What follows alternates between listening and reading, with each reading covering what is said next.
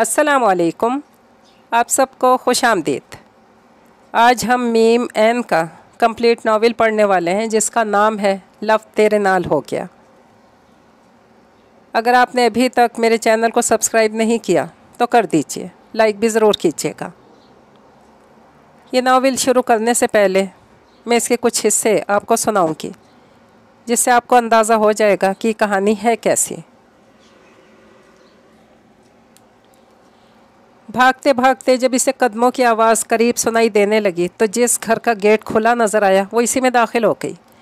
वो एक बहुत बड़े शानदार से घर का बड़ा सा गेट था। गेट का छोटा दरवाज़ा खुला था। वो अंदर दाखिल होती अपने पीछे दरवाज़ा बंद कर गई। कौन है?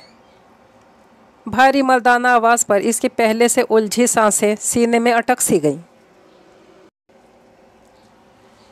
बादशाह सलामत, कहना यह था कि आते हुए टमाटर और हरा धनिया लेते हुए आइएगा, और अगर आपकी शान में गुस्ताखी ना हो तो मेरी बात कान खोल कर सुन लें।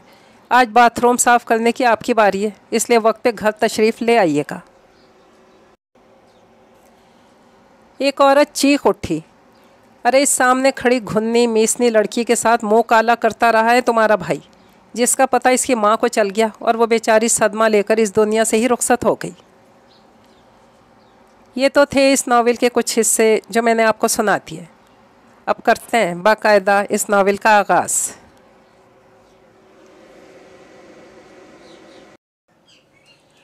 करीम मैंशन के डाइनिंग हॉल में इस वक्त हड़बड़ाहट मची हुई थी। किचन में खड़ा खूबरो जवान महारत से बेलन चलाता रोटियां बना रहा था। एक चूल्हे पर चाय रखी थी जबकि दूसरे पर फ्राई पैन में शामियाँ फ्राई कर रहा था।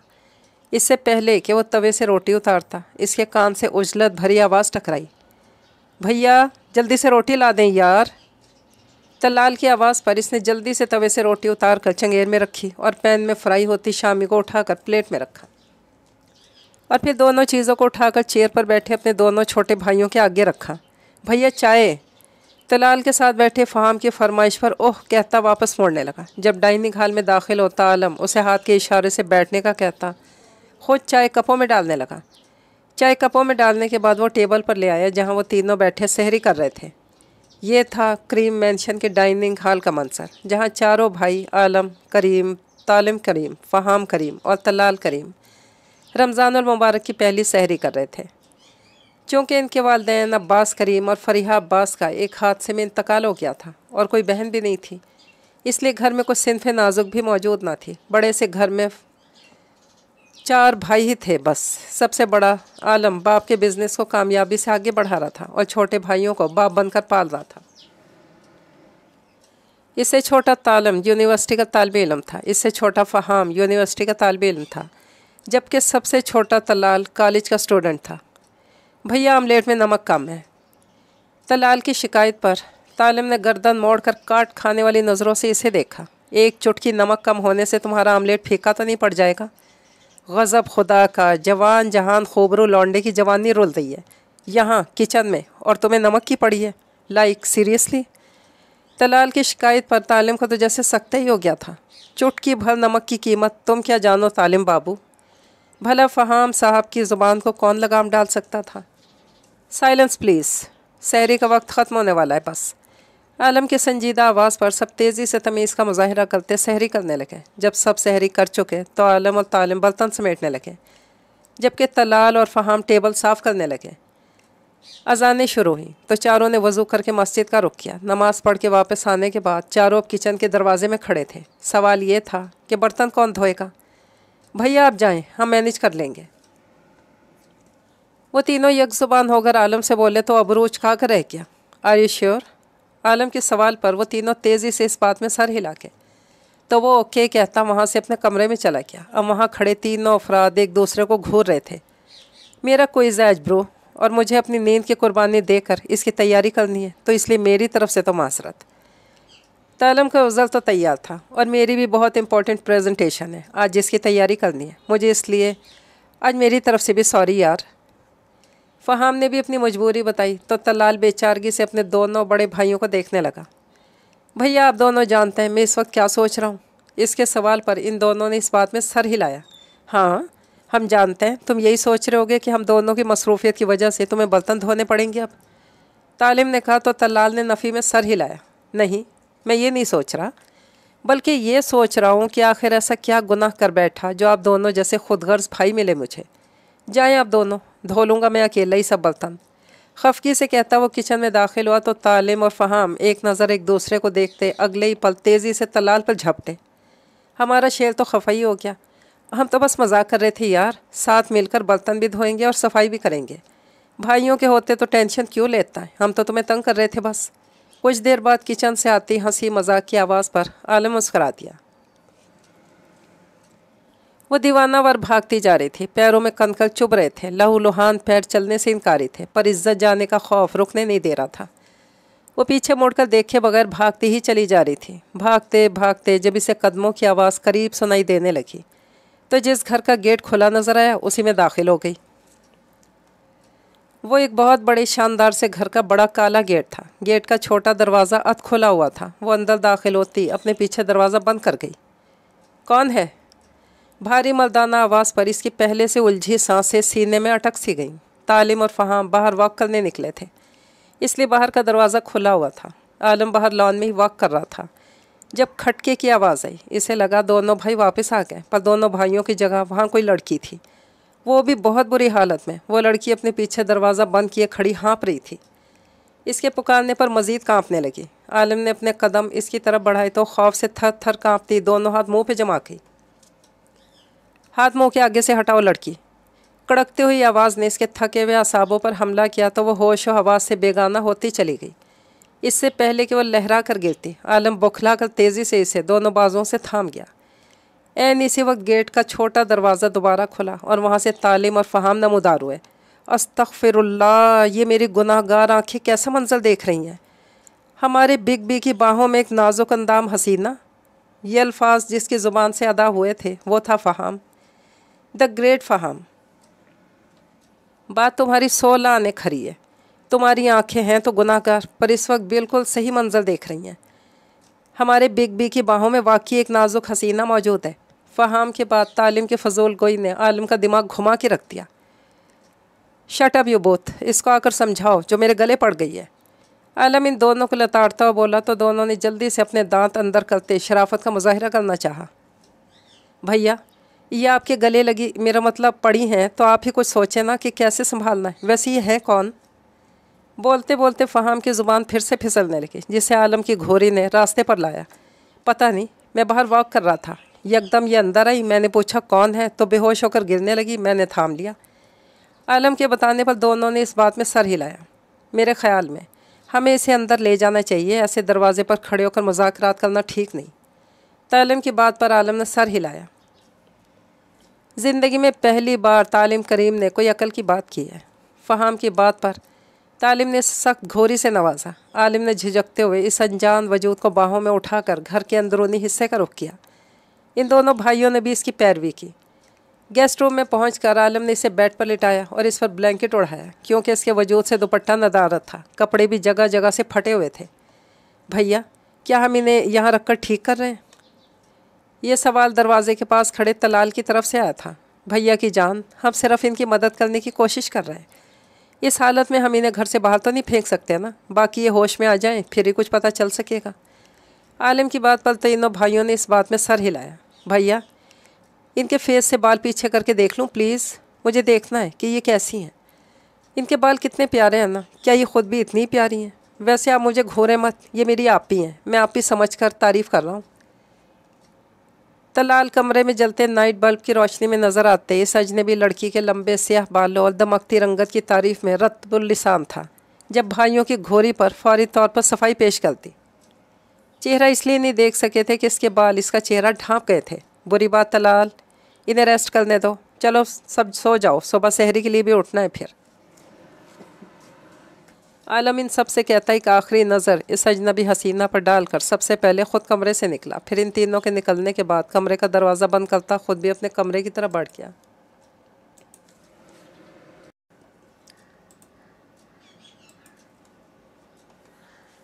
वो छोटी सी लड़की इस बोसीदा मकान में बैठी रो रही थी। निहाल, अरे ओ निहाल। नहीफ सी आवाज़ पर वो जल्दी से आंसू पोंछती उठी और कमरे की तरफ बढ़ी। जी अम्मा। मरियल सी आवाज़ में पूछती वो कदम आगे बढ़ा गई। आज खाने को कुछ मिलेगा या नहीं? सिर्फ पानी से अफ्तारी की थी। उम्र गुजर गई पर आवाज़ की सख्ती ना गई। घर पर कुछ नहीं है खाने को अम्मा, सब्र करके सो जाएं। भीगी आवाज़ में कहती वो कमरे से तो क्या घर से ही निकल गई। चलते चलते घर से आगे निकल आई। जब कुछ समझ ना आया तो एक पत्थर पे बैठ के रोना शुरू कर दिया। या अल्लाह, मैं क्या करूं, कहाँ जाऊं? वो निहाल थी, अपने बाप की लाडली नेहा, पर वही लाड उठाने वाला बाप जब एक दिन पहाड़ से गिरकर दुनिया से रुखसत हुआ तो दुनिया में कोई लाड उठाने वाला भी ना रहा। माँ को तो न जाने इससे अल्लाह वास्ते का बैल था। इसने जब से होश संभाला माँ को खुद से प्यार करते या प्यार से बात करते नहीं देखा था। बहन भाई कोई था नहीं। माँ ने न जाने क्या सोच कर नज़दीकी स्कूल से मैट्रिक करवा दिया। इसने मैट्रिक में टॉप किया तो नज़दीकी कॉलेज में मुफ्त दाखिला मिल गया। घर के सारे काम करती तो इसकी पढ़ाई से भी इसकी माँ को कोई मसला नहीं था। यूँ हाल ही में निहाल का एफ.ए. भी हो गया। अब था कुछ यूँ कि पहले इसकी माँ लोगों के कपड़े सिलाई करती थी तो घर चलता था। अब रमज़ान से कुछ माह पहले एक एक्सीडेंट में एक टांग और एक बाजू टूट गया। रोज़ी रोटी का ज़रिया ख़त्म हो गया। फाकों की नौबत आ गई। आगे पीछे तो कोई था नहीं। नेहा ने एक दो जगह टीचिंग की जॉब करनी चाहिए पर लोग हविस में भूखे हुए पड़े हर जगह ही। औरत के लिए चार दीवारी से बाहर निकलकर कमाना कौन सा आसान काम है। वो यूं ही बैठी रो रही थी जब किसी ने भारी दिलकश आवाज़ में इसे पुकारा। इसकी आंख मुसलसल बातों की आवाज़ से खुली थी। वो एकदम उठी तो कराह बैठी। जिस्म पर लगी चोटों से टीसे उठने लगी। नज़र सामने दीवार पर टंगी घड़ी पर पड़ी तो वो चौंक उठी। सहरी का वक्त बस ख़त्म होने ही वाला था। वो जल्दी से बेड से नीचे उतरी तो नज़र अपने हुलिये पर गई। इसके चेहरे पर मायूसी छा गई। वो जो सोच रही थी कि जिस घर में पनाह ले चुकी है यहाँ से आज के सहरी का इंतज़ाम कर लेगी, पर अपनी हालत देखते इससे पहले कि अपना इरादा मौक़िफ़ करती इसके नज़र सामने सोफ़े पर पड़ी मर्दाना चादर पर पड़ी। सोफ़े के पास नीचे ज़मीन पर मर्दाना जूते का एक जोड़ा भी पड़ा था। इसकी आंखें चमक उठी। इसने सबसे पहले कमरे से मलहक बाथरूम का रुख किया। फ्रेश होने के बाद बाल चोटी में बांधे इसने धीरे धीरे आगे बढ़ते वो चादर पकड़कर अच्छे से अपने कंधों के गिर्द ओढ़ी तो इसका पूरा वजूद इस चादर में छुप सा गया। जूते में पैर उड़ से तो पैर आगे ही निकलते चले गए। इसके पाँव के लिए वो जूता बहुत बड़ा था पर फिलहाल काम दे सकता था। चादर को मजबूती से पकड़ती दरवाज़ा खोलकर अल्लाह का नाम लेती कमरे से बाहर निकल आई।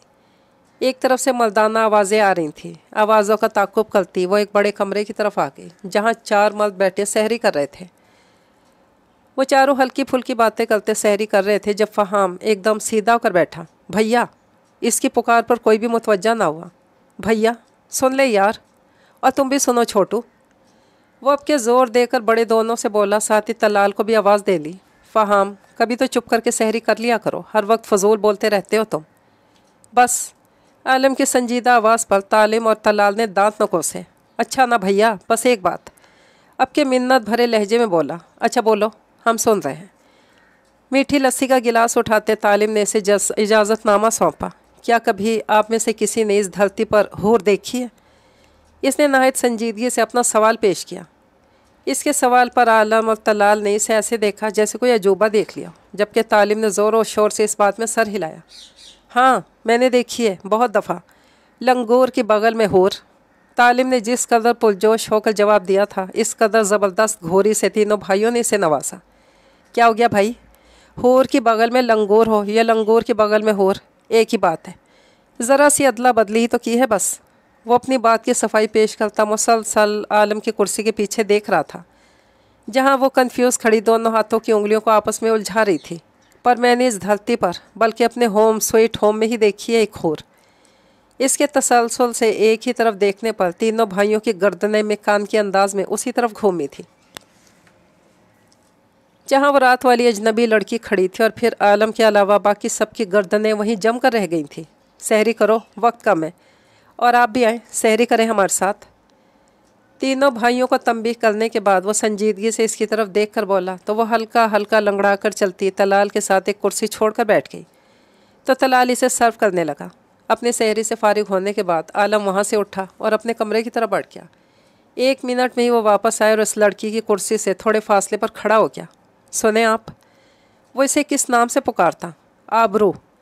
अपना नाम बताकर वो अपनी नज़रें फिर से झुका गई। आप ज़ख्मी है काफ़ी। मैं यही कहूँगा कि आप रोज़ा मत रखें, हमारा दीन इतना सख्त नहीं। अगर फिर भी रखना चाहें तो ये पेन किलर ले लें अभी, बाकी बात नमाज के बाद होगी। वो इसे दवाई पकड़ाकर वहाँ से चला गया तो आबरू ने सर हिलाकर दवाई ले ली। सहरी के बाद चारों भाई बर्तन उठाने लगे तो आबरू भी झिझकती हुई उठी, बर्तन उठाने लगी। आबरू आपी आप बैठी रहें प्लीज़, हम कर रहे हैं। तलाल ने इसके हाथ से बर्तन लेकर इसे वापस बिठा दिया। बर्तन समेटने के बाद सब इसे बताते नमाज के लिए चले गए तो वो भी गेस्ट रूम में आ गई। वज़ू करने के बाद इसे बासानी अलमारी से जाए नमाज मिल गया था। नमाज अदा करके दुआ के लिए हाथ उठाए तो आंसू टूट टूट कर गिरने लगे। या अल्लाह तो बेनियाज है, तेरे ख़जानों में कोई कमी नहीं। या अल्लाह तो बेपरवाह है, मैं तेरे से कोई गिला नहीं कर सकती, मैं कर ही नहीं सकती, ना ही मुझे हक है। पर मेरे मौला मैं कहाँ जाऊँ, मेरा तेरे सिवा कौन है। अब मेरे मुहाफिज ही मेरे लुटेरे निकल आए हैं, मैं क्या करूँ, कहाँ जाऊँ, किस पर भरोसा करूँ। मेरे मालिक मेरी इज़्ज़त की हिफाजत फरमा और मुझे दुरुस्त रास्ता दिखा, आमीन। दुआ मांग कर वो उठी, बेड पर नींद तराज हो गई। यूं ही लेटे लेटे कब आँख लगी उसे इल्म ही ना हो सका। वो मरी के जरखेज़ पहाड़ों में बने ढलवानी रास्तों पर अपनी सुजुकी बाइक चला रहा था। इसकी बाइक की धीमी रफ्तार को तब ब्रेक लगी जब इसे सामने एक बड़े से पत्थर पर सफ़ेद चादर में छुपी एक लड़की नजर आई। वो ताज्जुब ज़दा होता बेख्तियार बाइक रोक गया।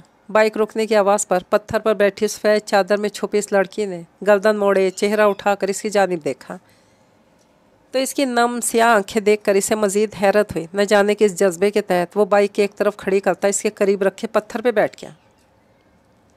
इसके यूं करीब बैठने पर वो चेहरा इसकी तरफ मोड़ गई। नकाब से बेपरवाह चेहरा दिल मोह लेने की हद तक खूबसूरत ना था, पर न जाने इस आम से चेहरे में ऐसी कौन सी कशिश थी जो इस शहजादे को अपने साथ बांध गई थी। इतनी शाम में यहाँ क्या कर रही हो और रो क्यों रही हो? इसके नरमी से पूछने पर इसकी काली घटाओं सी आंखों से मी बरसना शुरू हो गया। इसे यूँ रोते देखकर वो बौखला गया।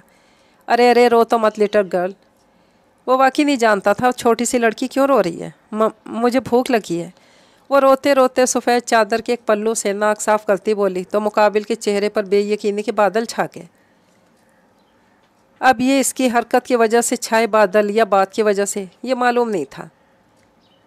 तुम रोज़ा अफ्तार करने के बाद भूख लगने की वजह से रो रही हो? इसके सवाल पर इसने सो सो करते घूर कर इसे देखा। आपने रोज़ा अफ्तार कर लिया? वो उल्टा इससे सवाल कर गई तो वो उलझता हुआ सर इस बात में हिला गया। आपने अफ्तारी में कितनी चीज़ें खाई? वो एक और सवाल दाग गई। 7। कुछ सोचने के बाद इसने जवाब दिया और मुकाबिल के चेहरे की तरफ देखा जहाँ मज़ीद मायूसी छा गई थी।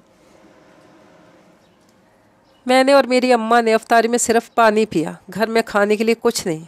अपने गम की दास्तान सुनाती वो घुटनों में मुँह छुपा कर रोती। कुछ देर रो लेने के बाद इसने सर उठाया तो वहाँ कोई भी नहीं था। गरीबों के दुख की दास्तान भी कोई नहीं सुनता, नम आवाज़ में बड़बड़ाती। इसे वहीं बैठे कुछ वक्त मज़ीद गुजर गया। रात की स्याही फैल रही थी। इसने सर्द आह खारिज किया और घर वापस जाने के लिए उठ खड़ी हुई। अभी वो उठी ही थी जब वो फिर इसके सामने आ खड़ा हुआ। ये लो, ये पकड़ो। तालिम ने अपने हाथ में पकड़ा बड़ा सा शॉपर इसके आगे किया तो नासमझी से इसे देखने लगी। पकड़ो। इसने दोबारा ज़ोर से कहा तो नासमझी से इसे देखती वो शॉपर इसके हाथ से पकड़ गई जो काफ़ी वजनी था। काम करना चाहोगी? तालिम ने पूछा तो बगैर सोचे समझे हाँ में सर हिला गई। नाम क्या है तुम्हारा? तालिम को अब याद आया कि इसका नाम तो पूछना भूल ही गया था। वो निहाल। घबराहट में थोड़ा अटक कर बोली तो वो नासमझी से इसे देखने लगा। ये कैसा नाम हुआ? निहाल। इसने यूं ही तोड़ कर इसका नाम अदा किया तो निहाल खामखा शर्मिंदा होकर रह गई। नहीं, मेरा नाम निहाल है। अब की दफ़ा इसने बहुत सोच समझ से काम लिया। ओके निहाल, तुम कल अफ्तारी के बाद नहीं तब ज़्यादा लेट हो जाएगा। ऐसा करना, तुम ज़ोहर की नमाज के बाद इसी जगह पर आ जाना। मैं तुम्हें तुम्हारा काम बता दूंगा। अब जाओ अपने घर। अल्लाह हाफिज़। अपनी बात ख़त्म करने के बाद वह 1 मिनट भी ना रुका और अपनी बाइक पर बैठकर वहाँ से निकलता चला गया। निहाल ने हाथ में पकड़े शॉपर में देखा तो खाने का सामान था। इसकी आंखों में बेयकीनी थी। दोबारा इस रास्ते की तरफ देखने लगी जहाँ से तालिम गया था। इसे ये सब ख्वाब लग रहा था। भला कोई क्यों किसकी मदद करता। इसने एक नज़र आसमान पर डाली जहाँ स्याही फैलती जा रही थी। फिर हर सोच दिमाग से झटक कर घर की तरफ जाने वाले रास्ते पर चलना शुरू हो गई। खाने की चीज़ें देखने के बाद भूख ने मज़ीद शिद्दत अख्तियार कर ली थी। वो यूनिवर्सिटी से वापस आ रहा था जब एक बच्चा भागता हुआ इसकी गाड़ी के आगे आ गया। इसने बहुत मुश्किल से गाड़ी कंट्रोल की। गाड़ी रोक कर वो दरवाज़ा खोलकर बाहर भागा तो 2.5-3 साल बच्चा सड़क पे बैठा रो रहा था। वो बाहर निकला, साथ ही एक लड़की भागती हुई वहाँ आई। हमीम, मेरी जान। वो बच्चे को गोद में उठाकर चूमती जा रही थी जबकि बच्चा मुसलसल रो रहा था। Excuse me miss. इसकी पुकार पर इस लड़की ने चौंक कर इसकी तरफ देखा।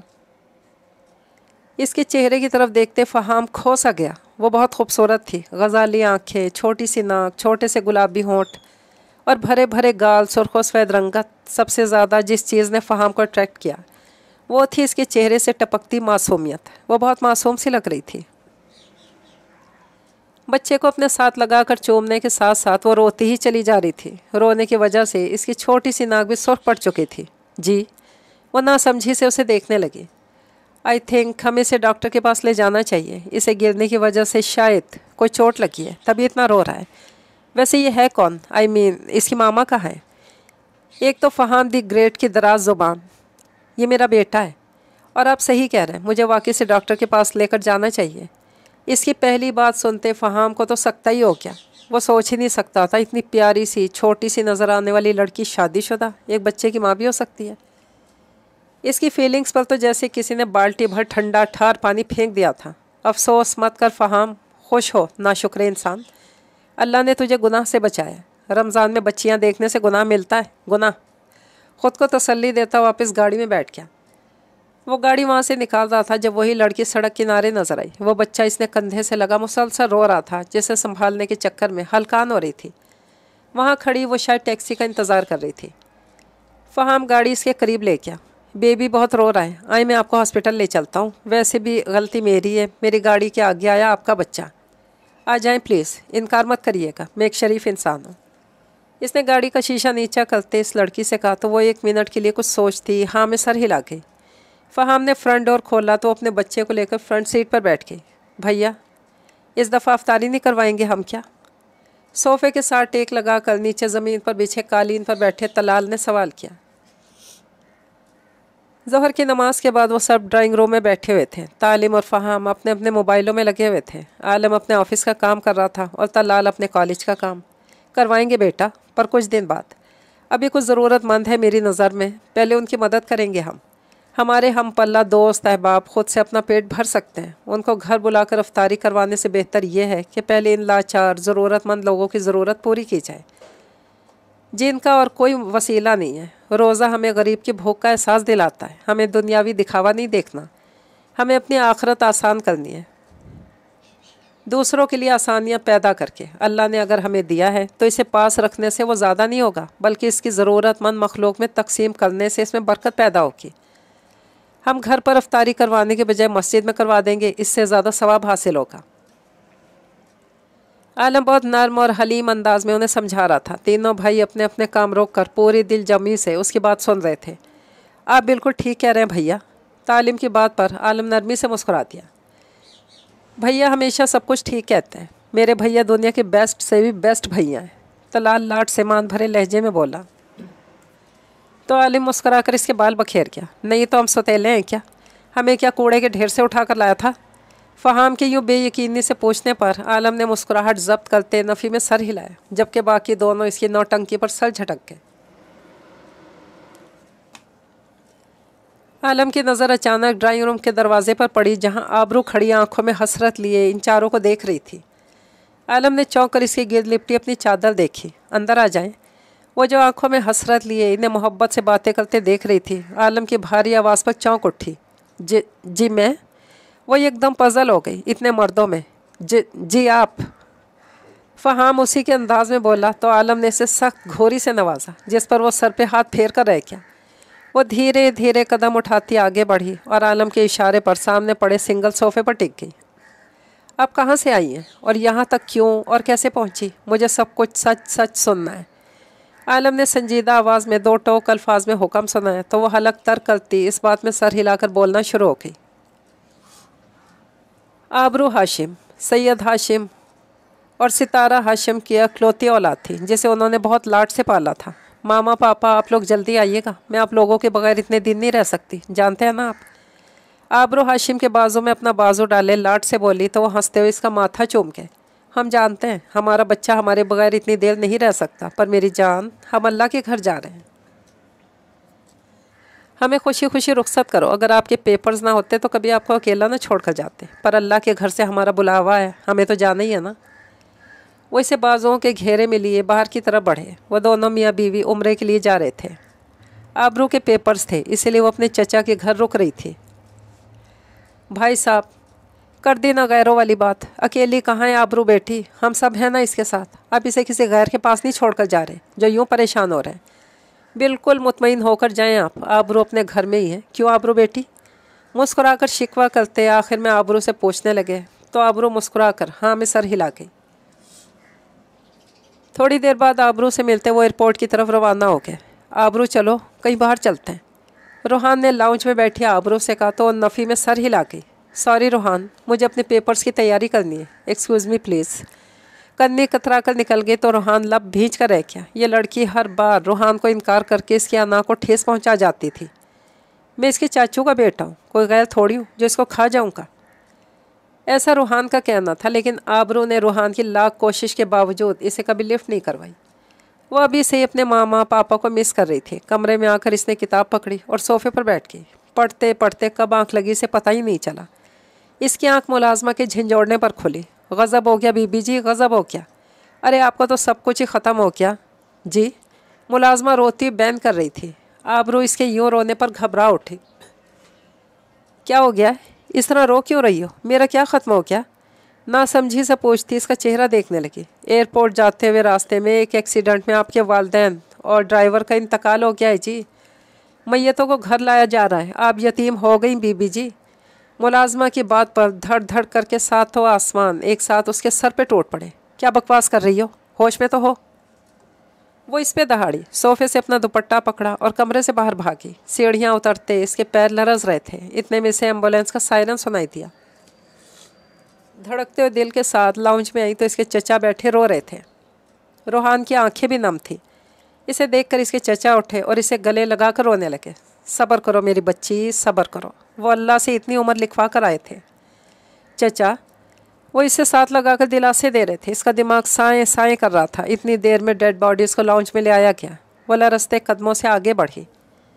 कांपते हाथों से एक वजूद के ऊपर से चादर हटाई। इसके बाप का कुछ देर पहले वाला तरोताज़ा और हंसता मुस्कुराता चेहरा इस वक्त खून में लथपथ इसके सामने था। इसके दोनों हाथ बेसाख्ता अपने होंठों पर गए। आंखों में बेयकीनी लिए नफ़ी में सर हिलाने लगी। हिम्मत करते इसने दूसरे वजूद के चेहरे से कपड़ा हटाया। हर वक्त मुस्कुराता इसकी माँ का चेहरा खून से सुर्ख था और मुस्कुराती आंखें बंद थी, लबों पर कुफल था। अब के वो रुक ना सकी। इसकी चीखों से पूरा घर गूंज उठा। यूं ही चीखते रोते होश हवा से बेगाना होती चली गई। हफ्ता गुजर चुका था। इसके माँ बाप को इस दुनिया से गए, पर वो थी कि इस दुनिया से ही गाफिल हो गई थी। वो साकित आंखें लिए बैठी थी। इसके कानों में अब तक चचा के अल्फाज गूंज रहे थे। मरने वालों के साथ मरा नहीं जाता। जितनी जल्दी इस हकीकत को तस्लीम कर लो इतना ही अच्छा है। जुमे को तुम्हारा निकाह है रूहान के साथ।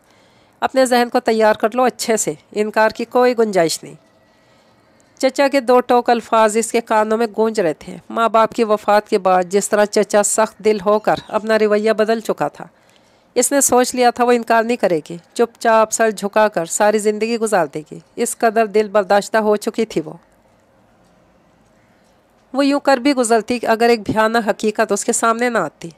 वह चचा को इकरार का पैगाम देने उनके कमरे में गई थी जब अंदर से आती आवाज़ों ने इसके कदम जमा दिए। अगर मैं हाशिम को ना मरवाता तो इसकी जायदाद कैसे हासिल करता? हाशिम की सारी जायदाद की इकलौती वारिस है आबरू। अब आबरू मेरी बहू बनेगी तो सारी जायदाद खुद ब खुद मेरे पास आ जाएगी। ये चंद अल्फाज इसके पैरों तले से ज़मीन निकाल गए थे। वो ये भी जानती थी कि इसके मुताल्लिक रूहान के इरादे नेक नहीं थे, इसलिए इस रात वहाँ से भाग गई। पर चौकीदार ने इसे भागते हुए देख लिया और यूँ सबसे बचती बचाती क्रीम मैंशन पहुँच गई। आप ही प्लीज़, आप रोए मत, ऐसे आपके मामा पापा की रूह को तकलीफ़ पहुँचेगी। वो जो अपने ऊपर बीते जुल्म की दास्तान सुनाकर रो रही थी, तलाल की बात सुनकर तड़प कर इसकी तरफ देखने लगी। आप परेशान मत हो, बुरा करने वाले के साथ कभी अच्छा नहीं होता। हर वक्त शरीर बना फ़हाम, उदास और दुखी हो गया था। बेशक मकाफ़ात अमल अटल है, आप परेशान मत हो। तालिम ने भी फ़हाम की बात की तायद की।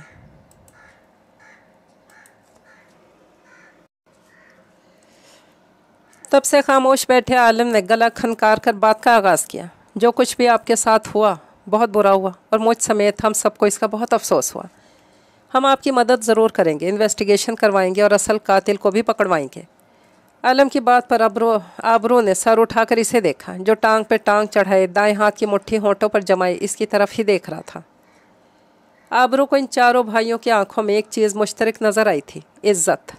इन सब की आंखों में इसके लिए इज्जत थी, हया थी। अब आप अपने किसी जानने वाले का नंबर पता बताएं ताकि हम आपको बहिफाजत उन तक पहुंचा सकें। आलम की बात पर फिर से इसकी आंखों से टिप टिप आंसू बरसना शुरू हो गए। क्या हुआ आप ही? तलाल ने परेशानी से पूछा तो बेबसी से उनकी जानिब देखने लगी। ददियाल का बता चुकी हूँ, और मेरा यहाँ कोई नहीं होता, सब अमेरिका रहते हैं, मुझे किसी का नंबर नहीं आता। हर तरह से बेबस थी। इसकी बात पर आलम की पेशानी पर तफक्कुर के बादल छाए, जो कि बाकी तीनों ने नज़रों का तबादला किया। देखिए आबरू, हम आपकी परेशानी समझ सकते हैं, पर आप भी जान चुकी हैं कि इस घर में सिर्फ हम चारों भाई रहते हैं। हमारे घर कोई खातून नहीं मौजूद। बग़ैर किसी रिश्ते के आपका यूँ हमारे दरमियान रहना मुनासिब नहीं। बात तो आलम की भी 16 आने दुरुस्त थी। वो जानती थी वो सही कह रहा था। इसका दिल किया दहाड़े मार मार कर रोए। इसका अर्जी मगर काबिल यकीन ठिकाना भी छिनने वाला था। फ़हाम ने इसे गौर से देखा। वो लड़की से पहली नज़र में ही जन्नत की कोई होर ही लगी थी। इसने बहुत कम लड़कियां ऐसी देखी थी। खूबसूरत होने के साथ साथ बला की मासूम भी नज़र आती थी। इसकी आवाज़ भी बहुत प्यारी थी, बहुत कोमल सी। इसने तालिम की तरफ देखा तो वो भी इसकी तरफ ही देख रहा था। क्या तुम भी वही सोच रहे हो जो मैं सोच रहा हूँ?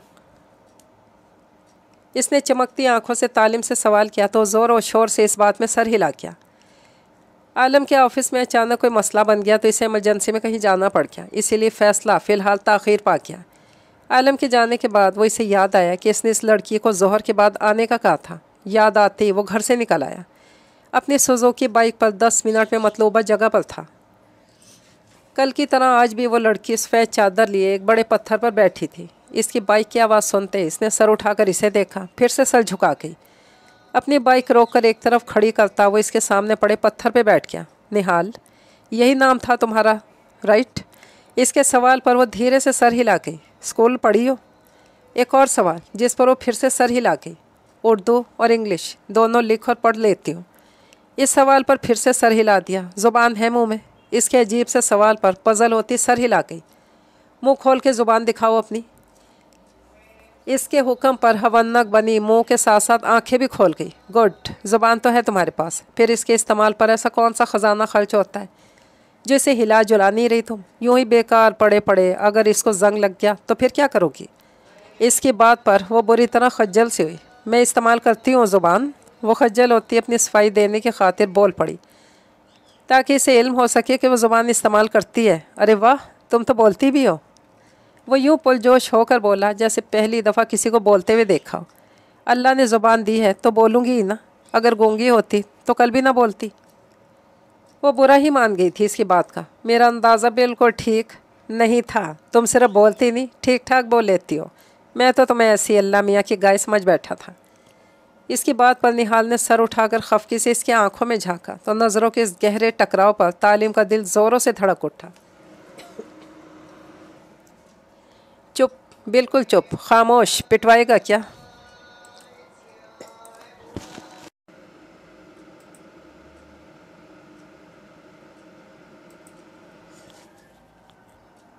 कौन ऐसे ट्रक पे उतरता है यार? वो अपने धक धक करते दिल को डपटने लगा तो निहाल ने नासमझी से इसकी तरफ देखा। क्या कह रहे हैं आप? मैं समझी नहीं। इसके सवाल करने पर सर पे हाथ फेर कर रह क्या? शुक्र कि नहीं समझी। अगर समझ जाती इस वक्त तुम्हारे हाथ होते और मेरी गर्दन। इसकी बात पर निहाल आंखें फैला कर इसकी तरफ देखने लगी। क्या मतलब? वो वाकई इस इंसान की बातें नहीं समझ पा रही थी। बाकी सारे मतलब छोड़ो, बस अपने मतलब की बात करो। तुम काम करना चाहती हो? ऐसा काम जिसमें घर बैठी इज्जत से कमा सको। अब कि वह संजीदा होकर मुस्तफसर हुआ तो निहाल बेबसी से मुस्कुरा दी। जिस लड़की के सर पर बूढ़ी लाचार माँ के सिवा किसी का साया ना हो और घर में फाके कट रहे तो इज्जत से मिलती रोज़ी को क्यों इनकार करेगी वो? इसके लहजे के साथ साथ इसकी आंखों से भी कर्ब और बेबसी झांक रही थी। कितना पढ़ी हो? इसके सवाल पर निहाल ने सर से फिसलती चादर सही की। FA किया है। इसके जवाब पर वो इसे हैरत से देखने लगा। देखने में तो छोटी सी लगती हो। क्या उम्र है तुम्हारी? वाकई इसे मैट्रिक स्टूडेंट समझ रहा था। 19 की हूँ। काम क्या करना है मुझे? वक्त को तेज़ी से सरकते देखकर इसने अपने काम का सवाल पूछा। काम बहुत आसान सा है, तुम्हें असाइनमेंट बनानी होगी, डेटा मैं तुम्हें दिया करूँगा, तुम्हें बस नोट्स बनाने, कर लोगी? इसे काम बताता आखिर में सवाल कर गया। जी कर लूँगी, पर ये तो बहुत थोड़ा काम है, कितने पैसे मिलेंगे इसके? मायूस हो गई, क्योंकि इतने से काम के इतने पैसे ना मिलते जैसे घर चल सकता। रोज़ का 500 दे सकता हूँ, कर लोगी इसमें? निहाल की आंखें फैल गईं, इसके लिए पैसे बहुत से भी ज़्यादा थे। आप सच कह रहे? बेयकीनी भरे लहजे में बोली। तुम एक बात बताओ। वो सवाल के बदले सवाल दाग गया। जी। वो जवाब देती सवालिया नज़रों से इसे देखने लगी। तुम्हारा मेरा मजाक वाला कोई रिश्ता है क्या? इसके सवाल पर निहाल ने शर्मिंदा होते नफ़ी में सर हिलाया। फिर मैं क्यों मजाक करूँगा, सच कह रहा हूँ लड़की, अगर ये ऑफ़र मंजूर है तो बताओ। वो कहता उठ खड़ा हुआ। असर की अजान होना शुरू हो चुकी थी। जी मुझे मंजूर है। वो भी उठ खड़ी हुई। ओके, रोज़ ज़ोहर के बाद इसी जगह। तालीम को ये जगह बहुत मुनासिब लगी। यहाँ कोई ज़ीरो ना होता था। वो नहीं चाहता था कि कोई इन दोनों को साथ देखे और गलत सोचे। वो लड़का था, इसका कुछ ना बिगड़ता, पर निहाल की इज्जत पर हर्फ आता, क्योंकि हमारे माशरे की यही सोच है। लड़का बरी ज़िम्मा हो जाता है, जबकि लड़की की इज्जत पे कभी ना मिटने वाला दाग लग जाता है। बहुत शुक्रिया आपका। निहाल की मशकूर आवाज़ पर सर हिलाता अपनी बाइक की तरफ बढ़ गया। फिर कुछ ही सेकंड्स में धूल उड़ाती बाइक नज़रों से ओझल होती चली गई। इसने मुस्कुराकर सर उठाते आसमान की तरफ देखा। बेशक अल्लाह बेहतरीन वसीले बनाने वाला है। इसने अपनी चादर अच्छे से सर पे जमाई और अपने कदम घर की तरफ जाने वाले रास्ते की तरफ बढ़ा दिए। वो अपने कमरे में बेड पर लेटा सोने की तैयारी में था जब दरवाज़ा नॉक हुआ। यस। इसकी इजाज़त मिलते ही दरवाज़ा खुला। तालिम कमरे में दाखिल हुआ। इसके बाद फ़हाम, फिर तलाल। आलम ने सवालिया नज़रों से इन तीनों को देखा। इस वक्त तुम सब, वो भी एक साथ, खैरियत? आलम के सवाल पर तीनों ने एक दूसरे की जानिब देखा। भैया हम बैठ जाएं? तलाल ने पहल की। हाँ हाँ आओ बैठो तुम लोग। इसकी कहती वो तीनों बेड पे चढ़कर बैठ गए। भैया घर कितना खाली खाली लगता है ना। तालिम की बात पर आलम ने नासमझी से इसे देखा। घर चीज़ों से भरा पड़ा है, किस तरह खाली लगता है? वो समझ ना सका इस सवाल का मकसद।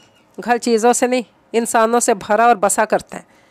फ़हाम ने पूरी संजीदगी का मुजाहरा करते बड़े बूढ़ों की तरह कहा। 4 लोगों के होते घर खाली खाली कैसे लगता है? Like seriously? आलम की बात पर फ़हाम गड़बड़ा क्या। भैया आपने वो मिसाल नहीं सुनी क्या? तलाल के सवाल पर आलम ने उसकी तरफ रुख मोड़ा। कौन सी मिसाल? तलाल गड़बड़ा क्या। भैया आप बताएं ना। तालिम और फ़हाम की तरफ देखता बोला। भैया आपने सुना नहीं, वजूद जन से है तस्वीर कायनात में रंग। पुरजोश होता बोला तो बाकी दोनों ने भी ज़ोर और शोर से सर हिलाया। आलम नासमझी से इन तीनों को देख रहा था। अच्छा तो फिर? इसके नासमझी भरे सवाल पर तीनों ने नज़रों का तबादला किया। हमारे घर में भी तो कोई वजूद जन होना चाहिए ना, तालिम ने कहा तो बाकी दोनों ने फिर ज़ोर शोर से सर हिलाया।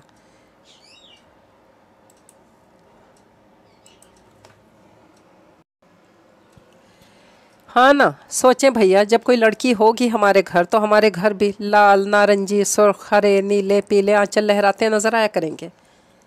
चूड़ियों की झनकार सुनाई दिया करेगी। कोयल की कूक जैसी सुरीली आवाज़ सुनने को मिला करेगी। जब घर दाखिल होंगे तो वीरानी नहीं मिलेगी, बल्कि कोई घर को बसाने सजाने वाली इंतज़ार में मिला करेगी। उफ कितना मज़ा आएगा। भैया वो जोश से बोल रहा था, जबकि बाकी दोनों इसकी बातें सुनते ख्यालों में खोए हुए थे। आलम हैरान परेशान से इन तीनों की हरकतें देख रहा था। इस सब का मकसद? इसके सवाल पर वो तीनों भाई एक दूसरे को देखते इसके मज़ीद नज़दीक आए। हमें भाभी चाहिए भैया, प्यारी सी, मासूम सी और अच्छी सी। वो तीनों कोर्स में बोले तो आलम बौखला उठा। सठिया गए हो क्या? वो बेचारा अब और क्या कहता। प्लीज़ भैया शादी कर लें। हमारी माँ नहीं रही, आपने माँ और बाप दोनों बनकर हमें पाला, लेकिन हमें अब कोई माँ जैसी चाहिए। प्लीज़ भाई मान जाइए ना। तलाल के मुल्तजी लहजे में छुपी कसक आलम साफ महसूस कर सकता था। वो जितना मर्जी प्यार कर लेता, लेकिन माँ की कमी भला कैसे पूरी कर सकता था। अच्छा चलो, अगर मैं मान भी जाता हूँ तो कहाँ मिलेगी ऐसी लड़की जिसमें सारी खूबियाँ मौजूद हों? वो बेड से टेक लगाकर बैठता पुरसुकून लहजे में पूछने लगा। हमारे बहुत करीब है भैया, ज़रा नज़र तो घुमाएं। फ़हाम शरारत भरे लहजे में बोला।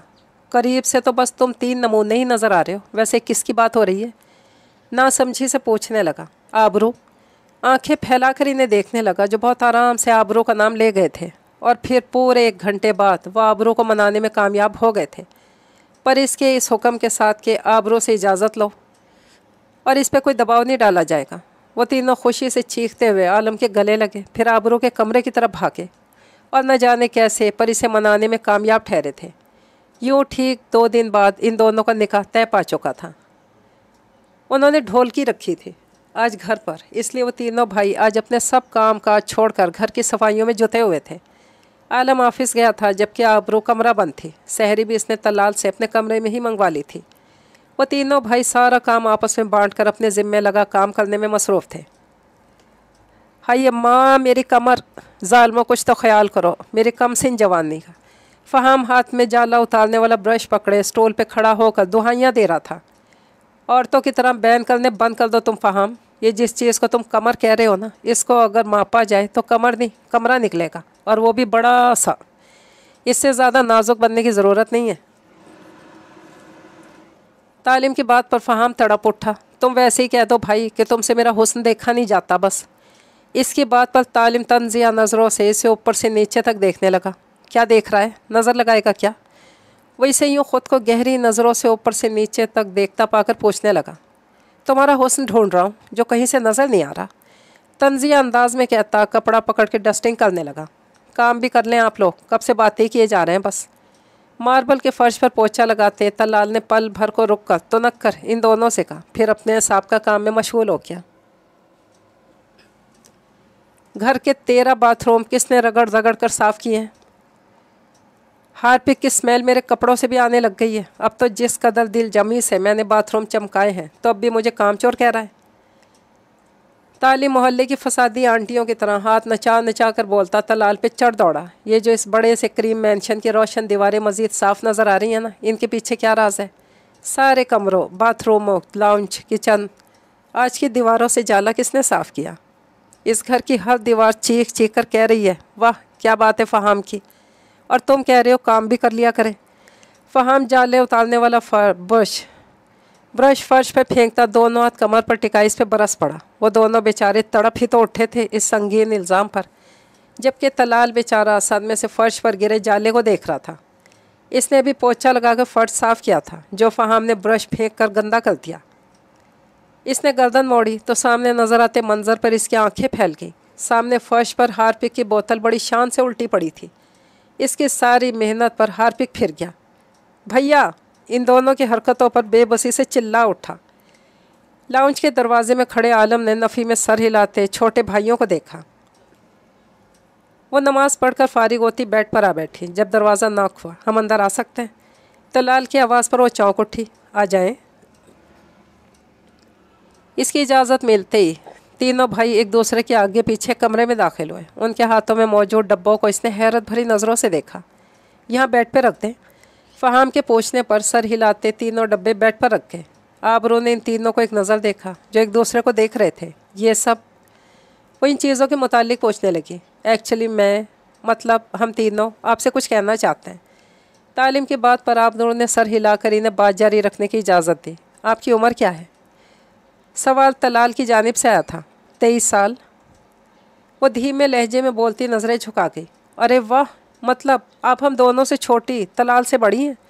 फ़हाम पुरजोश होकर बोला तो सिर्फ मुस्कुराने पर इक्तफ़ा कर गई। लेकिन आप रिश्ते में हमसे बड़ी हैं। हम तीनों आपको भाभी नहीं बल्कि आप ही कहेंगे। जानती हैं क्यों? फ़हाम के सवाल पर वो नफ़ी में सर हिला गई। हमारी कोई बहन नहीं है। हमें बचपन से बहुत शौक़ था बहन का, पर इस तलाल ने सारा काम ख़राब कर दिया। हाय काश ये पैदा ना होता, इस लंगोर की जगह अल्लाह हमें कोई प्यारी सी बहन दे देता। तालिम भर कर है क्या? भैया, मैं आलिम भैया को बताऊंगा, आपने मुझे लंगोर बोला। तलाल के चीखने पर वो बौखला गई। लंगोर नहीं तो क्या हूर बोलूँ तुझे? वैसे शक्ल तो तेरी वाकई लड़कियों से मिलती है। अफसोस तेरी चूज़े जैसी शक्ल पे सिर्फ लंगोर ही फिट आता है। तालिम की बात पर तलाल सदमे से शीशे में नज़र आता अपना अक्स देखने लगा। इसके चेहरे पर अभी ठीक तरह दाढ़ी मोछे नहीं आई थी, इसलिए दोनों भाई इसे लड़की कहकर छेड़ते थे। उनकी बातों ने आबरू को मुस्कुराने पर मजबूर कर दिया। हाँ, तो मैं ये कह रहा था कि इससे पहले तालिम बात मुकम्मल करता, फ़हाम इसकी बात काट गया। तो रहने दे, मैं बताता हूँ। बात कुछ यूँ है कि हमें बहुत शौक़ था हमारी भी कोई प्यारी सी बहन होती। हम अपने हाथों से इसकी शॉपिंग करते, इसके छोटे छोटे काम करते और ढेर सारी बातें करते। मामा के बाद आप हमारे घर में आने वाली पहली लड़की है। बड़ी भाभी माँ जैसी होती है, लेकिन हमें आपके लिए लव सही नहीं लग रहा, क्योंकि आपको भाभी नहीं अपनी बहन समझना चाहते हैं। भाभियाँ सब अच्छी नहीं होती, बहनें सब बहुत अच्छी होती हैं, भाइयों पर जान वारती हैं, इसलिए हम आपको बहन बनाना चाहते हैं। क्या हम आपको आप ही कह सकते हैं? फ़हाम की बातों पर वो आप दीदा हो गई। हाँ ज़रूर, क्यों नहीं, मेरे लिए इससे बढ़कर खुशी की और क्या बात होगी। वो मुस्कुराकर बोली तो तलाल छलांग लगाकर बेड पे चढ़ गया। आप ही यहाँ आए, कुछ दिखाना है आपको। तलाल के कहने पर आबरू बेड पर बैठी तो तलाल एक एक करके तीनों डब्बे खोलने लगा। डब्बों से नजर आती चीज़ें देखकर वो साकित रह गई। सबसे पहले डब्बे में सुर्ख और सुनहरी रंग के इम्तजाज का एक बहुत खूबसूरत जोड़ा था। दूसरे डब्बे में सुर्ख आंचल और सुनहरी जूता, जबकि तीसरे डब्बे में मेहंदी, कांच की चूड़ियाँ और एक मखमली सुर्ख डब्बा था। फ़हाम ने हाथ बढ़ाकर वो डब्बा पकड़कर खोला तो अंदर एक भारी सेट था। यह हमारी मामा का जेवर है, हमें उनकी हर चीज़ से बहुत मोहब्बत है। आप अपने निकाह पर अगर ये सब पहनेगी तो हमें बहुत खुशी होगी। हम बहुत मोहब्बत से ये सब लेकर आए हैं। तालिम की बात पर वो नम आँखों से मुस्कुराती, मैं सब ज़रूर पहनूंगी। वो मुस्कुराती बोली तो तीनों भाइयों के चेहरे खिल उठे। हम चलते हैं, आपको किसी भी चीज़ की ज़रूरत हुई तो इसी वक्त कह दीजिएगा, ठीक है ना? फ़हाम की बात पर वो सर हिला गई तो वो तीनों कमरे से निकल गए। वो फूलों वाली शॉप पर खड़ा फूल पैक करवा रहा था जब इसकी नज़र अचानक अपने पहलू में पड़ी। अरे आप यहाँ, कैसी हैं आप? अनाया जो अपने फूल पैक होने का इंतज़ार कर रही थी, जानी पहचानी आवाज़ पर गर्दन मोड़ के देखने लगी जहाँ उस दिन वाला लड़का खड़ा था। सॉरी, आप कौन? मैंने पहचाना नहीं। इसकी बात पर फ़हाम हवन्नक बनकर इसे देखने लगा। अरे मैं उस दिन आपको आपके बेटे को हॉस्पिटल लेकर गया था, भूल गई आप? इसकी बात पर वो उलझन भरी नज़रों से इसे देखने लगी। आपको गलत फहमी हुई है कोई? एक्सक्यूज़ मी, दो टोक अल्फाज में कहती अपना पार्सल पकड़कर वहाँ से निकलती चली गई। ये क्या था? फ़हाम दी ग्रेट को इतनी सी लड़की चूना लगा के चली गई। फ़हाम की हैरत बेयकीनी थी कि ख़त्म ही न हो रही थी। चल बेटा निकल ले यहाँ से, कोई इज्जत ही नहीं है तेरी, खुद से कहता अपना पार्सल पकड़ने लगा। वैसे इस मासूम चुड़ैल ने ऐसा क्यों किया? इसके जहन में ये सवाल अटक के रह गया था। इसने गर्दन मोड़कर सड़क की जानिब देखा जहाँ वो रिक्शे में बैठकर इसकी आंखों से झल होती चली गई। वो इस मखसूस पत्थर पर बैठी थी, इसके हाथ तेज़ी से पेपर पर चल रहे थे। एक हाथ में पेन पकड़े तेज़ी से पेपर पर घसीटती, दूसरे हाथ से अपने चेहरे पर आई आवारा लट को कान के पीछे उड़सती, पूरी तरह अपने काम में मगन थी। जब वो इसे देखता इसके सामने वाले पत्थर पे बैठ गया। कितना हुआ? वो एकदम बोला तो अपने काम में पूरी तरह मगन निहाल चीख उठी। आह! इसके चीखने पर इसके हाथ से पेन छोड़कर नीचे ज़मीन पे जा गिरा। इसे अपने सामने देखकर अपने धक धक करते दिल पे हाथ रखती खुद को नॉर्मल करने लगी। नज़र उठाकर इसकी तरफ देखा तो वो हैरत से इसे देख रहा था। तुम चीखी क्यों? वो वाकई हैरान था इसके बिला वजह चीखने पर। आपने डरा दिया मुझे, खफकी से बोली। मज़ीद हैरान हुआ। क्यों? मेरी शक्ल गुरेले से मिलती है क्या? या मेरे पैर उल्टे हैं? या ये मेरे जिस्म के ऊपर जिन की शक्ल लगी है जो तुम मुझसे डर गई हो? तंजिया बोला तो खामखा शर्मिंदा होकर रह गई। नहीं, वो आपने एकदम आवाज़ दी तो मैं डर गई। बेचारी सफाई देने लगी। तो तुम्हारे कहने का मतलब ये है कि मेरी आवाज़ इस कदर खौफनाक है कि तुम्हारी चीख निकल गई? इसकी बात पे वो बौखला गई। इतनी सी बात को कहाँ से कहाँ ले गया था? मेरे कहने का ये मतलब बिल्कुल नहीं था, आप गलत समझ रहे हैं। बेचारगी से बोली तो तालिम को इस पर तरस आ गया। अच्छा दिखाओ कितना लिखा गया? इसके कहने पर अपनी जान खुलासी होने पर शुक्र करती हाथ में पकड़े पेपर्स इसके आगे कर गई। अरे वाह, तुम्हारी राइटिंग तो बहुत खूबसूरत है।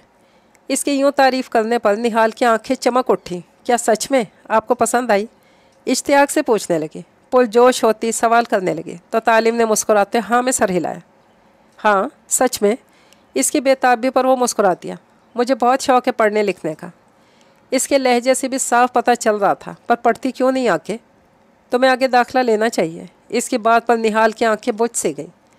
जिसके घर में खाने के लिए 2 वक्त की रोटी ना हो, वो लिखाई पढ़ाई के अखराजात कैसे पूरे करे? लहजे में तलखी के साथ बेबसी शामिल हो गई थी। तो पढ़ना चाहती हो? सच में? फिर से यकीन दहानी करने लगा। जी मैं सच में पढ़ना चाहती हूँ।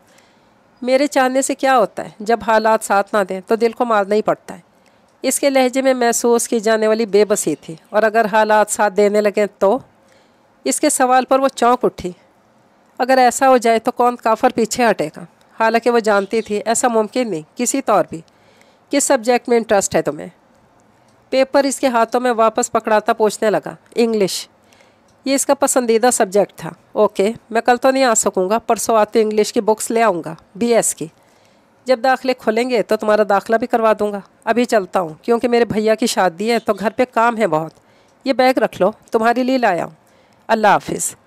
वो इससे कहता खुद तो वहाँ से चला गया, पर इसे हैरत में डाल गया। क्या मैं सच में पढ़ सकूँगी? खुद से सवाल करती बेयकीन सी थी। कुछ देर बाद इसे महसूस हुआ कोई चीज़ इसकी गर्दन से रेंगती हुई सीने से टांगों के गिर्द आ चुकी है। इसने बंद आंखों से एक मोटा लंबा सांप अपने वजूद पे रेंगता हुआ देखा। वो चीखती हुई आंखें खोल गई।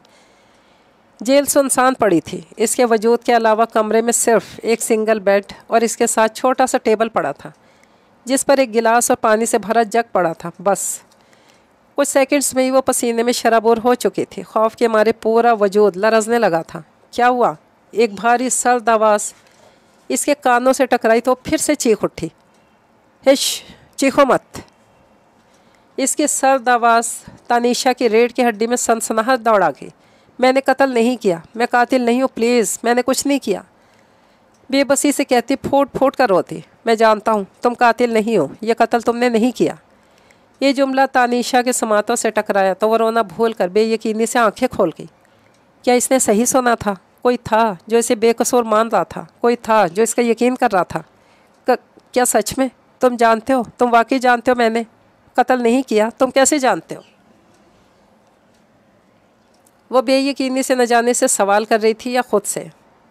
जो लड़की एक चिड़िया के मरने पर तकलीफ़ से रो सकती है वो इतनी संगदिल कैसे हो सकती है कि किसी का कत्ल कर बैठे? और वो बहुत नहायत बेरहमी से इस शख्स के लहजे में इसके लिए यकीन था जिसने तानिशा को एक कन देखी ताकत बख्श दी थी।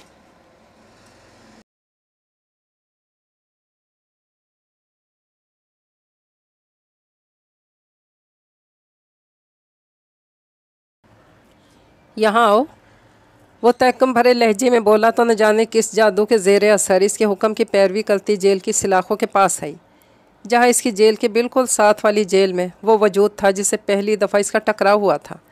इसके बावजूद इस इंसान के लहजे में इसके लिए अंधा यकीन था। इसे अपने रूबरू देखकर तानिशा का दिल बेसाख्ता धड़क उठा, खौफ के बाइस, इसके दहशत के बाइस। बैठ जाओ। जेल की सलाख के साथ कमर जोड़कर बैठता इसे भी हुक्म दे गया। वो चुपचाप इसकी तरह ही बैठ गई। सोई क्यों नहीं तुम? इसके सवाल पर तानिशा ने हल्की सी गर्दन मोड़कर इसकी जानिब देखा। मुझे अंधेरे में डर लगता है, आज और अभी भी ज़्यादा लग रहा है। कभी आंखों के आगे खून दिखाई देता है, कभी जिस्म पर सांप रेंगता महसूस होता है। इस अनजान शख्स को अपना खौफ बताती बेबसी से रोती, मुस्लिम होना, अल्लाह पे यकीन नहीं है? जाकर बिस्तर पर लेटो और आंखें बंद कर लो। मैं यहीं हूँ, कोई तुम्हें कुछ नहीं कहेगा। इसका सर्द लहजा तानिशा एक नेमत लग रहा था। कोई तो था इसके पास, इसके साथ। वो चुपचाप उठी और जाकर बिस्तर पे दराज हो गई। आयतल कुर्सी पढ़कर आंखें बंद की तो कोई खौफ महसूस ना हुआ। कुछ देर बाद इसकी भारी होती सांसों की आवाज़ सुनते वो ज़मीन से उठा और तारीकी में गायब होता तारीकी का हिस्सा बन गया। करीम मेंशन में रात के इस पहर रौनक अपने अरूज पर थी। रमज़ान के महीने के एहतराम में आलम इन्हें ढोलकी रखने से सख्ती से मना कर गया था, जिस पर उनका कहना था कि ढोलकी नहीं बजा सकते, मेहंदी तो लगा सकते हैं ना।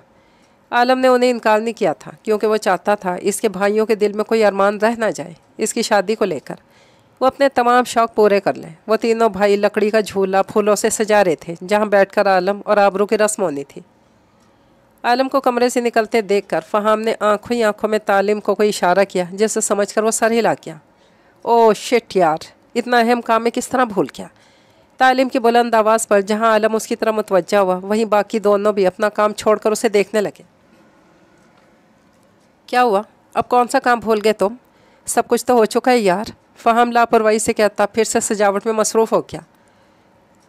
बता भी दें भैया, क्या भूल गए आप? तलाल के पूछने पर आलम भी उसकी जानिब देखने लगा। आबरू आपी का मेहंदी वाला ड्रेस भूल गया। सर खुजाकर बोलता तलाल और फ़हाम को आंखें फैलाने पर मजबूर कर गया। क्या तुम आबरू आपी का ड्रेस भूल गए? वो भी मेहंदी वाला, यानी जो उन्होंने 1 घंटे बाद पहनना है, वो वाला ड्रेस भूल गए तुम? फ़हाम के चीखने पर वो सब हड़बड़ा के, आबरू आपी कौन सा ड्रेस पहनेंगे भैया?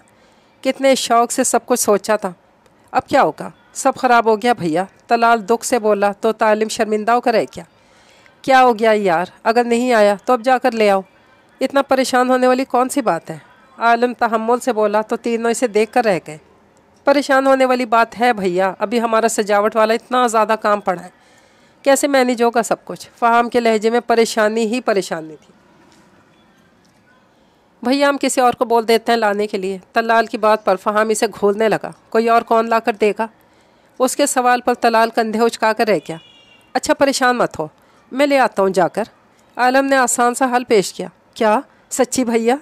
इन तीनों के चेहरों पर 440 वोल्ट के बल्ब रोशन हो चुके थे। हाँ मैं ले आता हूँ अभी जाकर।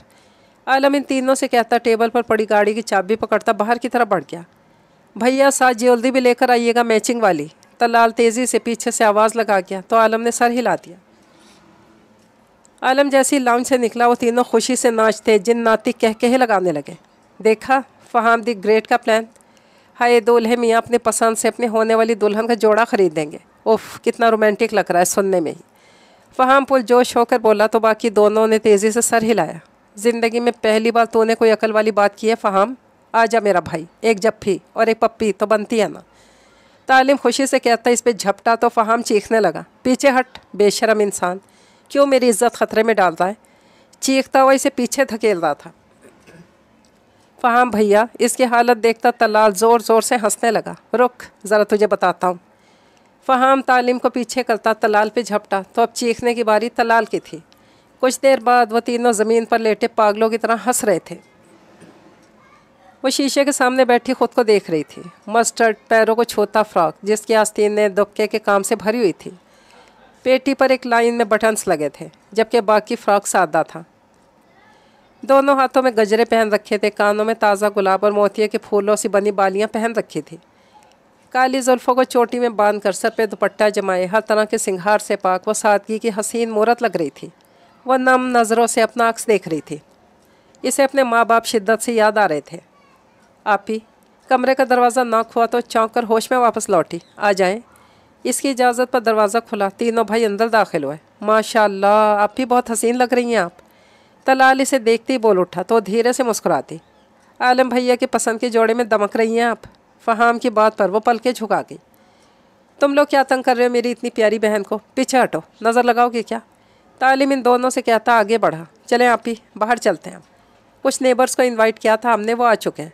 भैया भी तैयार बैठे हैं, बस आपका इंतज़ार है। तालिम की बात पर वो सर हिलाती उठ खड़ी हुई। आप भी हम आपके देवर नहीं बल्कि भाई हैं, ये बात हमेशा याद रखिएगा। हम हमेशा आपके साथ खड़े होंगे। कोई भी मसला हो आप बस एक दफ़ा हमें पुकार लीजिएगा। हम आपको मायूस नहीं करेंगे। हम आपको मायूस नहीं करेंगे। तालिम की बात पर नम आँखों समेत मुस्कुराती। मैं जानती हूँ। मुस्कुराती पास खड़े तलाल के बाल बखेर गई। चलें अब। फ़हाम के मुस्तफ़्ज़ करने पर वो सर हिलाती धीरे धीरे कदम उठाती उनकी पैरवी में कमरे से बाहर निकल गई। झूले पर बैठे आलम की नज़र जैसे ही अपने तीनों भाइयों के हमरा आती इस हसीना पर पड़ी, बेसाख्ता अपनी जगह से उठ खड़ा होता टिकटिकी बांधे इसे देखने लगा। अभी निकाह नहीं हुआ भैया, इसलिए हमारी बहन पर से अपनी नज़रें हटा लीजिए वरना हमारी बिरादराना गैरत जाग जाएगी। फ़हाम की बात पर आलम ने इसे भरपूर घूरी से नवाजा। आज के दिन भी अपनी गर्दन मेरे हाथों में देखना चाहते हो? आलम की संजीदा आवाज़ में कही बात पर वो खिसिया कर रह गया। मजाक कर रहा था भैया। खिसियानी हंसी हंस दिया। तलाल का हाथ पकड़े वो धीरे कदमों से चलती आलम के पहलू में जा खड़ी हुई। अस्सलाम वालेकुम। आलम की संजीदा पुरअसर आवाज़ इसके कानों से टकराई तो इसका दिल धड़क उठा। इसने बोलने की कोशिश की पर ज़ुबान इनकारी हो गई। वो महज सर हिला कर रह गई। बैठ जाइए। आलम के कहने पर वो फूलों से सजे झूले पर बैठी तो आलम भी उसके पहलू में टिक गया। चलें भैया, सबसे पहले आप रस्म करें और आप ही को उपटन लगाएं। शुरुआत आप करें क्योंकि आपका हक सबसे पहला है। तालिम दांत न कोसता वो बोला तो आलम इसे घूर कर रह गया। ये ले भैया जल्दी करें अब, फिर हमें भी रस्म करनी है। तलाल उपटन वाला बाउल आलम के सामने रखता पुरजोश होकर बोला। आलम ने बॉल में पड़ी छोटी सी स्टिक को वहीं छोड़ते अपनी 2 उंगलियों के पोरों पर उपटन समेटी और अपना हाथ धीरे से आबरू के गाल की तरफ बढ़ाया। इसका मजबूत मर्दाना हाथ आबरू के गाल से टकराया तो लरज उठी। आर्ज़ों पर शफक फूट पड़ी थी। वो अपनी उंगलियां धीरे से इसके गालों से मस करता इसके सुर्ख पड़ते गालों लरजती पलकों को देखने लगा। वो तीनों भाई इन्हें देखकर होटिंग करने लगे तो आबरू अपना झुका और सर मजीद झुका गई। चलें आप ही, अब आपकी बारी। फ़हाम की बात पर वो बौखला गई। मैं कैसे? बौखला कर उन्हें देखने लगी। बिल्कुल इसी तरह जिस तरह भैया ने आपको लगाया। और कैसे? तालिम शरारत भरी आवाज़ में बोला तो बेचारगी से उन्हें देखने लगी। कम मान आपी। तलाल के कहने पर उसने हिम्मत करते बाउल में पड़ी स्टिक को पकड़ना चाहा तो फहाम फुर्ती से हाथ बढ़ाता और स्टिक पकड़ गया। चीटिंग नहीं करनी आपी, भैया ने अपने हाथ का इस्तेमाल किया है तो आपको भी इस रूल को फॉलो करना पड़ेगा। फहाम की बात पर बेचारगी से तलाल की तरफ देखने लगी तो कंधे उचका गया। आबरू ने होठों पर जुबान फेर कर अपने लब तर्क करते उंगली की पोर पर थोड़ी सी उपटन ली और अपना हाथ आलम की तरफ बढ़ा के, वो अपना हाथ इसके गाल के पास ले जाने के बजाय उसके हाथ की तरफ बढ़ा के और अपनी उंगली की पोर पर लगा उपटन आलम के मजबूत हाथ की पुश्त पे लगा के वो इसके हाथ की कपकपाहट साफ महसूस कर सकता था। ये चीटिंग थी। फहाम एहतजाजन चीखा तो आबरू से घोलने लगी पर आलम की मौजूदगी में ठीक से घोल भी नहीं सकी। इन दोनों के रस्म कर लेने के बाद वो तीनों भाई बारी बारी दोनों को उपटन लगाने लगे। कुछ ही देर में वो इन दोनों के हाथ और मुंह उपटन से पीले कर चुके थे। शरारतों के साथ साथ वो तीनों भाई हाथ में मोबाइल पकड़े हर लम्हे को कैमरे की आंख में मसरूफ़ करने में मसरूफ़ थे। फैमिली फ़ोटो टाइम, तालिम ने कहते हुए सेल्फी स्टैंड में अपना मोबाइल सेट किया और इस पर टाइमर लगाकर तेज़ी से उन सब के पास वापस आया। फहाम और तलाल आबरू और आलम के दाएं बाएं आकर बैठे तो इन दोनों के दरमियान कम होता फासला आबरू की धड़कनें बढ़ा गया। तालिम झूले के पीछे खड़ा होता आबरू और आलम के कंधे पर अपना हाथ रख गया। सब बोलो चेज़। फहाम के कहने पर वो सब बोले तो कैमरे की आंख ने इन सब के मुस्कुराते चेहरे कैद कर लिए। मेरे शूज़ कहाँ गए? तलाल परेशान सा पूरा कमरा छान रहा था और मेरी टाई भी नहीं मिल रही। फहाम ड्रेसिंग टेबल के सारे दराज खोलकर चेक कर रहा था। तुम लोगों को बोला भी था कि अपनी अपनी हर चीज़ पूरी करके एक जगह रखो तुम, मगर तुम लोग कभी मेरी बात सुनो तब ना। तालिम अलमारी के पास जाता बोला तो फहाम और तलाल इसे घूर कर रह गए जो अलमारी में मुंह दिए खड़ा था। क्या वो भैया? जब वो अगले 5 मिनट पीछे ना हटा तो तलाल ने इसे आवाज़ देकर पूछा, यार तलार, मेरे स्टड्स नहीं मिल रहे, तूने देखे क्या? तालिम के सवाल पर दोनों भाइयों ने नज़रों का तबादला किया। अपनी चीज़ें पूरी करके एक जगह रखनी थी ना, पर तुम कभी अपनी ज़ुबान पर कायम रहो तभी ना। फहाम ने इसकी बात उसी के मुंह पर दे मारी तो तलाल के कहके पर वो इन दोनों को घूर के रह गया। आबरू को तैयार करने ब्यूटिशियन आ चुकी थी। वो भी अपने कमरे में खड़ा तैयार हो रहा था जब दरवाज़ा नॉक हुआ। यस, इसकी इजाज़त मिलते ही दरवाज़ा खुला और वो तीनों भाई अंदर दाखिल हुए। आज दिन दिहाड़े दरवाज़ा नॉक करने की क्या ज़रूरत पड़ गई? हाँ, वो मुस्कुराकर इन तीनों से सवाल करने लगा, क्योंकि अब हमें आदत डालनी है ना, भाभी की मौजूदगी में तो यूँ धड़ल्ले से कमरे में दाखिल नहीं हो सकते ना अब हम। तलाल की बात पर आलम ने गौर से इन तीनों के चेहरे देखे। यहाँ आओ। आलम की बात पर वो तीनों आगे बढ़े तो आलम इन तीनों को अपने सीने में भींच गया। तुम लोग मेरे भाई नहीं, मेरी औलाद हो। माँ और बाप दोनों बंद कर पाला है तुम तीनों को। तुम तीनों की अहमियत मेरी ज़िंदगी में हर चीज़ से बढ़कर है। ये कभी मत सोचना कि तुम लोगों के लिए मेरा प्यार बढ़ जाएगा। तुम सब ने अहम और प्यारा कोई भी नहीं मुझे। जान बसती है तुम तीनों में मेरी। शादी भी तुम लोगों की खुशी की खातिर कर रहा हूँ। मैं जानता हूँ मैं तुम लोगों से जितना मर्जी प्यार कर लूँ, पर एक माँ या बहन की जगह तो नहीं ले सकता। कभी बदगुमान मत होना अपने भैया से, ना ही कभी कोई बात करते हुए झिझकना। ये मत समझना शादी करने के बाद मेरी ज़िंदगी में तुम लोगों की अहमियत कम हो जाएगी। ऐसा मरकर भी नहीं हो सकता। मेरी जान हो तुम तीनों, समझ रहे हो ना? मोहब्बत भरी नज़रों से अपने छोटे भाइयों को समझा रहा था। तालिम और फहाम नम आँखों से मुस्कुरा दिए, जबकि तलाल बाकायदा छोटे बच्चों की तरह रो दिया। अरे छोटे बच्चे हो क्या? इतने बड़े हो कर रो रहे हो? यार किसी ने देख लिया तो क्या इज्जत रह जाएगी? आलम ने इसका चेहरा दोनों हाथों में भर कर इसकी आंखें साफ करते प्यार भरी डांट पिलाकर बोला तो तलाल इसके सीने से लग गया। आई लव यू भैया, आप दुनिया के बेस्ट भैया हैं। आलम मुस्कुराते हुए इसके बाल बखेर गया। पीछे हट जा लंगूर, भैया को तैयार होने दे, अब वक्त कम रह गया है। फहाम तलाल को आलम से खींच कर अलग करता अपने साथ लगा गया। भैया, इसके फिर से लंगूर कहने पर तलाल चीख उठा। कुछ देर में आलम उनके सामने तैयार खड़ा था। सफ़ेद कड़कते हुए शलवार कमीज़ पर, कंधों पर काली चादर फैलाए और पैरों में काली पिशावरी चप्पल पहने वाकई उनका शहजादा भाई लग रहा था। इसे देखते ही वो तीनों माशाल्लाह कह के तभी आलम का मोबाइल बज उठा तो कॉल सुनने लगा। फहाम, जाओ गेट पर, मेरे गेस्ट आए, उन्हें रिसीव करो जाकर और इज़्ज़त से अंदर लेकर आओ। आलम के हुक्म पर फ़हाम जी भैया कहता बाहर की तरफ चल दिया। जैसे इसने गेट खोला, सामने खड़े वजूद को देखते इसके 14 तबक रोशन हो गए। तुम झूठी औरत, यहाँ मेरे घर पे क्या कर रही हो? इसे सामने देखते वो चीख ही तो उठा था, जो काले पैरों तक जाते फ्रॉक के साथ, जुल्फ़े खुली छोड़े, अपनी मनमोहिनी सूरत के साथ इसके सामने खड़ी थी। अनाया इसके यूं चीखने पर बौखला गई, क्योंकि इसे अपनी माँ पर चीखते देखकर हमीन गला फाड़कर रोना शुरू हो चुका था।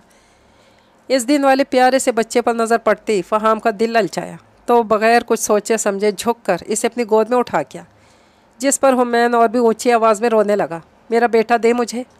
वो अपने हाथ फ़हाम की तरफ बढ़ा के, पर वो इसे इग्नोर किए हमीन की तरफ मुतवज्जा हुआ। चुप करो प्यारी बेबी, फिर मैं आपको चॉकलेट दूंगा। फ़हामी से पुचकारते बोला, पर तब इसकी हैरत की इंतहा न रही जब वो बच्चा एकदम रोना धोना भूल कर टुकर टुकर इसका चेहरा देखने लगा। कितना नदीदा बच्चा है तुम्हारा, देखो कैसे चॉकलेट के नाम पर एकदम चुप हो गया।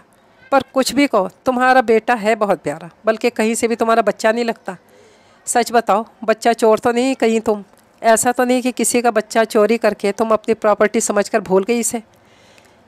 वो इसे मशकूक नज़रों से देखता हुआ बोला तो अनाया चकरा उठी इसके इल्ज़ामात पर। किस कदर लंबी ज़ुबान थी शख्स की। आप प्लीज़ मेरा बेटा वापस करें, मुझे आपकी कोई फजूल गोई नहीं सुननी। मुझे तड़क कर कहते इसके हाथ से हुमैन को छीन गई, तो इसकी हिम्मत पर फ़हाम इसे देख कर है क्या। पीछे हटे, मुझे आलम सर के पास अंदर जाना है। इसकी बात पर फ़हाम चौंक कर एक तरफ हो गया और पुरसोच नज़रों से इसके पोछ देखने लगा, जो अब लाउंज में दाखिल हो गई थी। आलम भैया इसे कैसे जानते हैं? ये सवाल इसके जहन में गर्दिश करने लगा, जिसका जवाब सिर्फ आलम ही दे सकता था। सर झटक कर खुद भी अंदर की तरफ बढ़ गया। भैया अभी एक लड़की आई थी अंदर, कौन थी वो और अब कहाँ गई? खाली कमरा देखता आलम से पूछने लगा। मेरी सेक्रेटरी है अनाया, इसको मैंने इनवाइट किया था और अब आबरू के कमरे में भेज दिया इसको। मैंने सोचा आबरू को कंपनी मिल जाएगी, इस वक्त इसे ज़रूरत होगी किसी हमराज की। आलम की बात पर सर हिलाकर रह गया। फिर देखते ही देखते निकाह का वक्त भी आन पहुँचा। निकाह में चारों भाइयों और आबरू के अलावा सिर्फ अनाया और आलम के 3 दोस्त थे। निकाह खा के आते ही आलम ने फ़हाम और तालिम को आबरू के कमरे की तरफ भेजा ताकि इसे बाहर ले आए। निकाह का इंतज़ाम घर के कुशादा लॉन में किया गया था। कुछ पल के बाद वो इसे तालिम, फ़हाम और अनाया के हमरा वहाँ आती दिखाई थी, तो वो इसके एहतराम में बेसाख्ता उठ खड़ा हुआ। लाल जोड़े में सजी संवरी वो अपने हसीन मुखड़े को इस वक्त लंबे से घूंघट में छुपाए हुए थी।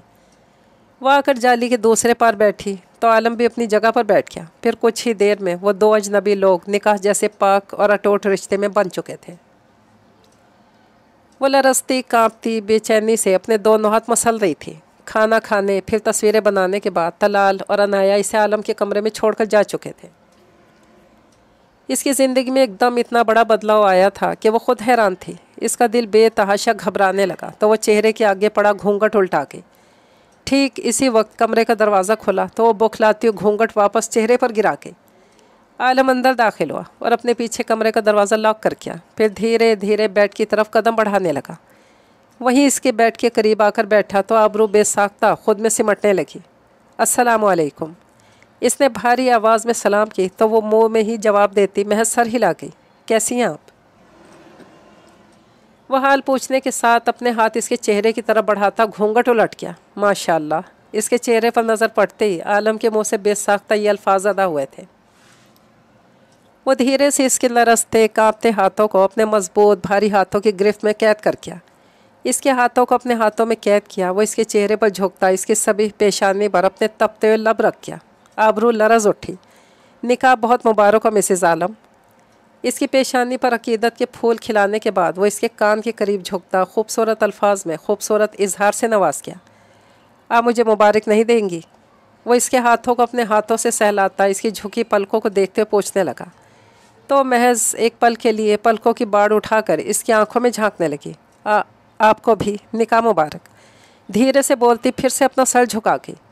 मैं जानता हूँ आबरू, ये सब बहुत जल्दी हुआ और आपके लिए सब कबूल करना इतना आसान नहीं, पर आप हर बात दिलो दिमाग से निकाल कर सिर्फ इतना याद रखें कि खुदा ने आपके नाम के साथ मेरा नाम जोड़कर मुझे आपकी जिस्म जान का साथी बनाया। मेरे लिए आपकी इज़्ज़त, आपकी राय सबसे मुकद्दम है। आपको अपने शौहर से डरने या खौफज़दा होने की कोई ज़रूरत नहीं। अगर आप मुझसे डरेंगी तो मुझे खुद पे अफसोस होगा। आपको इस रिश्ते को समझने और आगे बढ़ने के लिए जितना वक्त चाहिए आप ले सकती हैं, पर इसके लिए आपको मेरे करीब ही रहना होगा, मुझ पे यकीन करना होगा। समझ रही हैं ना आप? आलम के अल्फाज, इसका नर्म लहजा आबरू पे एक सहर तारी कर गए थे, जिसके ज़ेरे असर वो इस बात में सर हिला गई। तो आलम अपने हाथों में दबे इसके नाजुक हाथों पर झुककर अपने होंठों का लम्स छोड़ता बेड से उठ खड़ा हुआ। चेंज करके इजी हो जाए, थक गई होंगी आप। बेड के करीब खड़ा होता अपना हाथ बढ़ा गया तो अपना नाजुक हाथ इसके मजबूत हाथ में देकर बेड से उतर आई। आलम ने अलमारी खोलते एक जोड़ा निकालकर इसके हाथों में पकड़ाया, या जिसे थाम कर वो बाथरूम की जानी बढ़ गई। फ्रेश होने के बाद वापस आई तो कमरे में अंधेरा छाया था, सिर्फ नाइट बल्ब की मध्यम सी रोशनी कमरे में फैली हुई थी। आलम चेंज कर चुका था और बेड पर दराज था। दरवाज़ा खुलने की आवाज़ पर इसने सिम देखा, जहाँ वो गुलाबी रंग के नाइट सूट में खड़ी एक छोटी सी बच्ची लग रही थी। इसने हाथ के इशारे से इसे पास बुलाया तो झिझकती हुई बेड की दूसरी साइड पर आकर बैठ गई। लेट जाएं, काफ़ी वक्त हो चुका है, अब हमें सोना चाहिए। आलम की बात पर ज़ोर और शोर से सर हिलाती किनारे पर लेट गई, पर दिल की धड़कन तो तब रुकी जब वो इसे बाजू से पकड़कर खींचता अपने सीने पर गिरा गया। आपकी जगह यहाँ है, इसी को अपना मस्कन समझे। वो इसका सर अपने सीने पर रखता, इसकी कमर के गिर्द बाजू फैलाए, इसे अपने साथ लगाता, इसके कान में सरगोशी कर गया। वो ज़ेरे मुस्कुराता खुद भी सुकून से आंखें मूंद गया। इसे नींद में किसी की गहरी नज़रों का इर्तकाज अपने चेहरे पर महसूस हुआ तो कुसमुसाकर धीरे से आंखें खोल गई। इसकी आंखें सीधा इसकी गहरी आंखों से जा टकराई, जो इस पर झुका इसे तकने में मसरूफ़ था। इसकी नज़रों की लपक महसूस करके आबरू झिझक सी गई। एक ही रात में वो इंसान इसके वजूद के साथ साथ इसकी हर आती जाती सांस पर दस्तरस पा गया था। पीछे हटें प्लीज़। वो इसके सीने पर अपना लरसता हुआ हाथ जमा कर इसे पीछे करने की कोशिश करती हुई बोली, तो आलम इसका लरसता हुआ हाथ अपने मजबूत हाथ में थाम गया। और अगर पीछे न हटूँ तो? इसकी शरारत से पूछने पर आबरू ने हैरत से नज़रें उठाकर इसे देखा। आलम जैसे संजीदा इंसान से वो किसी किस्म की शरारत की तवक्को नहीं कर सकती थी। सहरी का वक्त हो गया है। वो इसकी तवज्जो सामने लगी घड़ी की तरफ करवा गई। तो आपको अपने नए नवेले शौहर के लिए सहरी बनानी है क्या? आलम के सवाल पर तेज़ी से इस बात में सर हिला गई।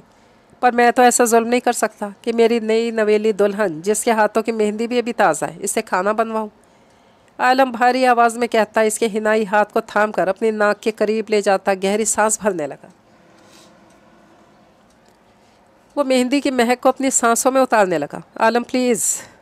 वो सांस लेने में मुहाल होती बेसाख्ता इसे नाम से पुकार गई।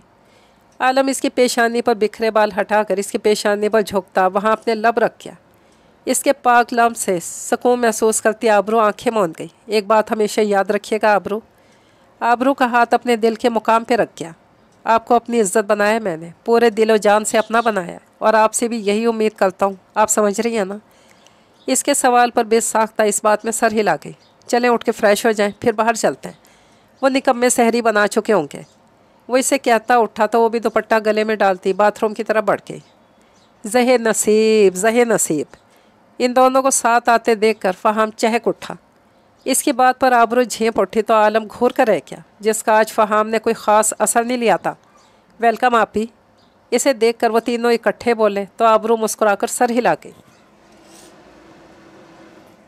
आलम ने पहले आबरू के लिए चेयर निकाल ली, फिर इसके बैठने के बाद खुद बैठा। आज बड़ी इश्तहा अंगेज़ खुशबू फैली हुई थी।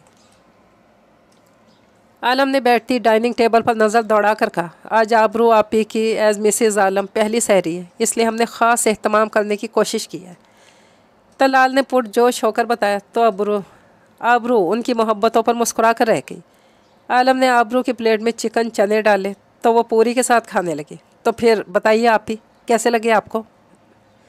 फ़हाम ने पूछा तो चौंक कर अपने सामने पड़े सालन को देखने लगी। बहुत अच्छे बने, बहुत यमी।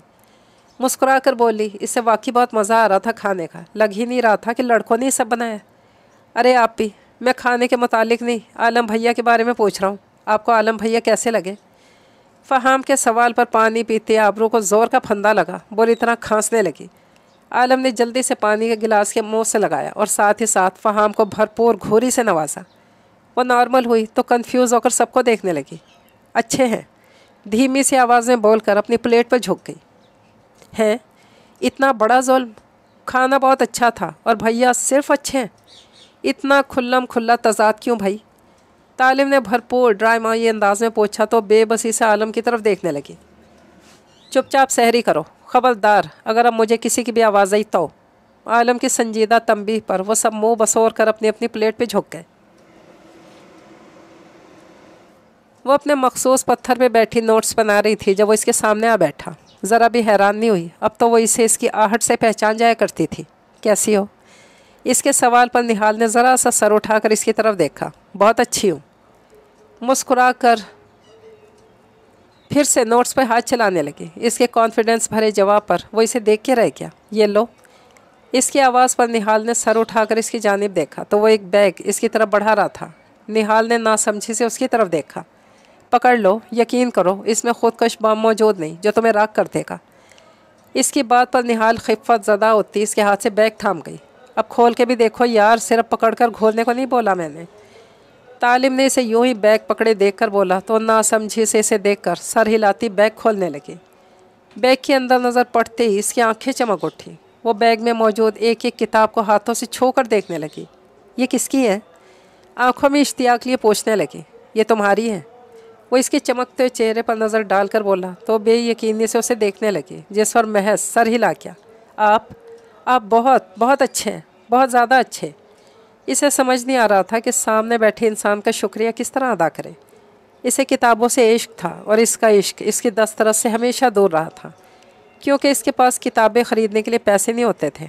आपको पता है, मैं हमेशा से इससे पहले कि अपनी बात मुकम्मल कर पाती कोई तेज़ी से उसकी बात काट गया था। निहाल, आप भी जल्दी चलो, आपकी अम्मी की तबीयत बहुत ख़राब हो गई है। वो 10-12 साल का कोई बच्चा था। इसकी बात पर निहाल घबरा कर अपनी जगह से उठी और सब चीज़ें समेटने लगी। चलो मैं साथ चलता हूँ, मेरे साथ आ जाओ, हम जल्दी पहुँच जाएंगे। तालिम ने बाइक पर बैठते से अपने पीछे बैठने का इशारा किया तो वो परेशानी में सर हिलाती से फासले पर बैठ गई। वो लोग निहाल के घर पहुँचे तो काफ़ी लोग इसके घर के दरवाजे के आगे जमा थे। निहाल का दिल घबराने लगा, तेज़ी से अंदर की तरफ बढ़ी, जबकि इसे यूं एक जवान लड़के के साथ आता देखकर लोगों में चहमगोइयाँ होना शुरू हो गई थी। अम्मी, अम्मी, वह आवाज़ें लगाती अंदर की तरफ बढ़ी, पर सामने नज़र आता मंजर इसको साकित कर गया। छोटे से सहन के दरमियान में इसकी माँ की चारपाई पड़ी थी, जिस पर इसकी माँ का बेजान वजूद पड़ा था। कुछ ख़वातीन इर्द गिर्द बैठी थी। अरे कहाँ थी बेहया लड़की?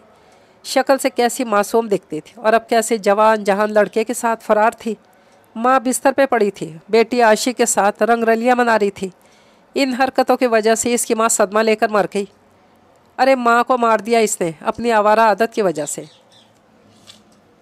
अल्फाज थे ये खंजर जो निहाल के कानों के साथ इसका सीना छलनी कर रहे थे, पर इसके लिए सबसे ज़्यादा सदमे वाली बात यह थी कि इसकी माँ इसे जालिम दुनिया में अकेले छोड़कर जा चुकी थी।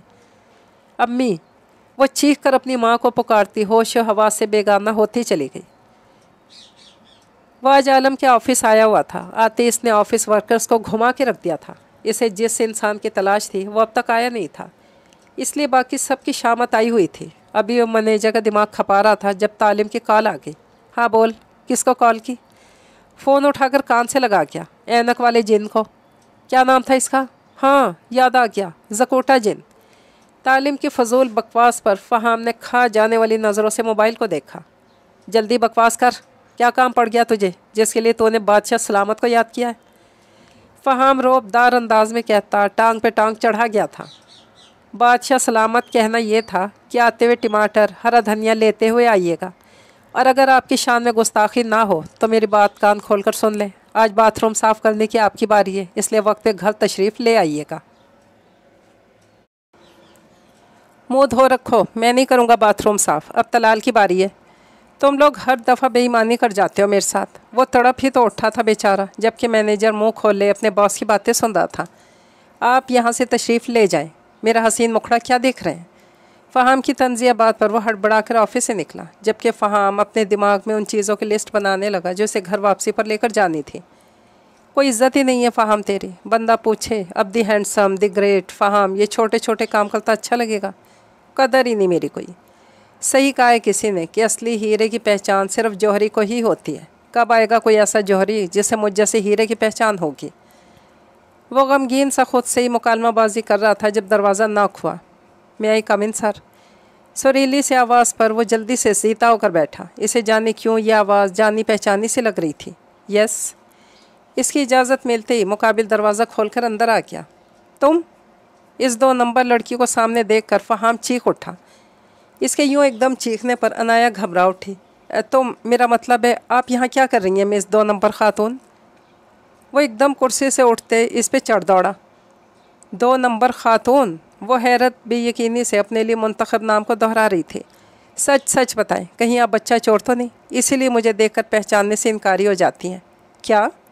अनाया चीख उठी। वो शख्स इसे कैसे कैसे अलकाबात से नवाज रहा था। पहले 2 नंबर खातून और अब बच्चा चोर। अच्छा, और किसका बच्चा चोरी किया मैंने? आपका। वो दोनों हाथ सीने पर बांधती इसके सामने टिक कर खड़ी हो गई। इसकी बात पर वो मुस्कुराता अपनी हल्की हल्की दाढ़ी सहलाने लगा। तो अनाया ने नासमझी से इसे देखा। मेरा कैसे हो सकता है? मैं तो प्योर सिंगल हूँ, अभी छड़ा छाट। पूरे कमरे में नज़रें दौड़ाता शर्माने की नाकाम कोशिश कर रहा था। अनाया बेयकीनी से इस प्योर छड़े छाट को देख रही थी जिसकी सस्ती एक्टिंग इसके समझ से बाहर थी। आप शायद भूल रहे हैं मिस्टर फ़हाम, मैं आलम सर की सेक्रेटरी हूँ। इसके याद दिलाने पर फ़हाम ने ओह कहते समझने वाले अंदाज में सर हिलाया। लेकिन मेरा सवाल तो अब भी वही है मिस बच्चा चोर, क्या आपने मुझे सरेआम पहचानने से इनकार क्यों कर दिया? वह टेबल पर दोनों हाथ रखते आगे को झुक कर इसकी आंखों में आंखें डालकर पूछने लगा तो वह नज़रें चुरा गई। मैं आपको जवाब देना ज़रूरी नहीं समझती। इसके जवाब पर फ़हाम ने सत्ताईशी अंदाज में अबरोच कहे।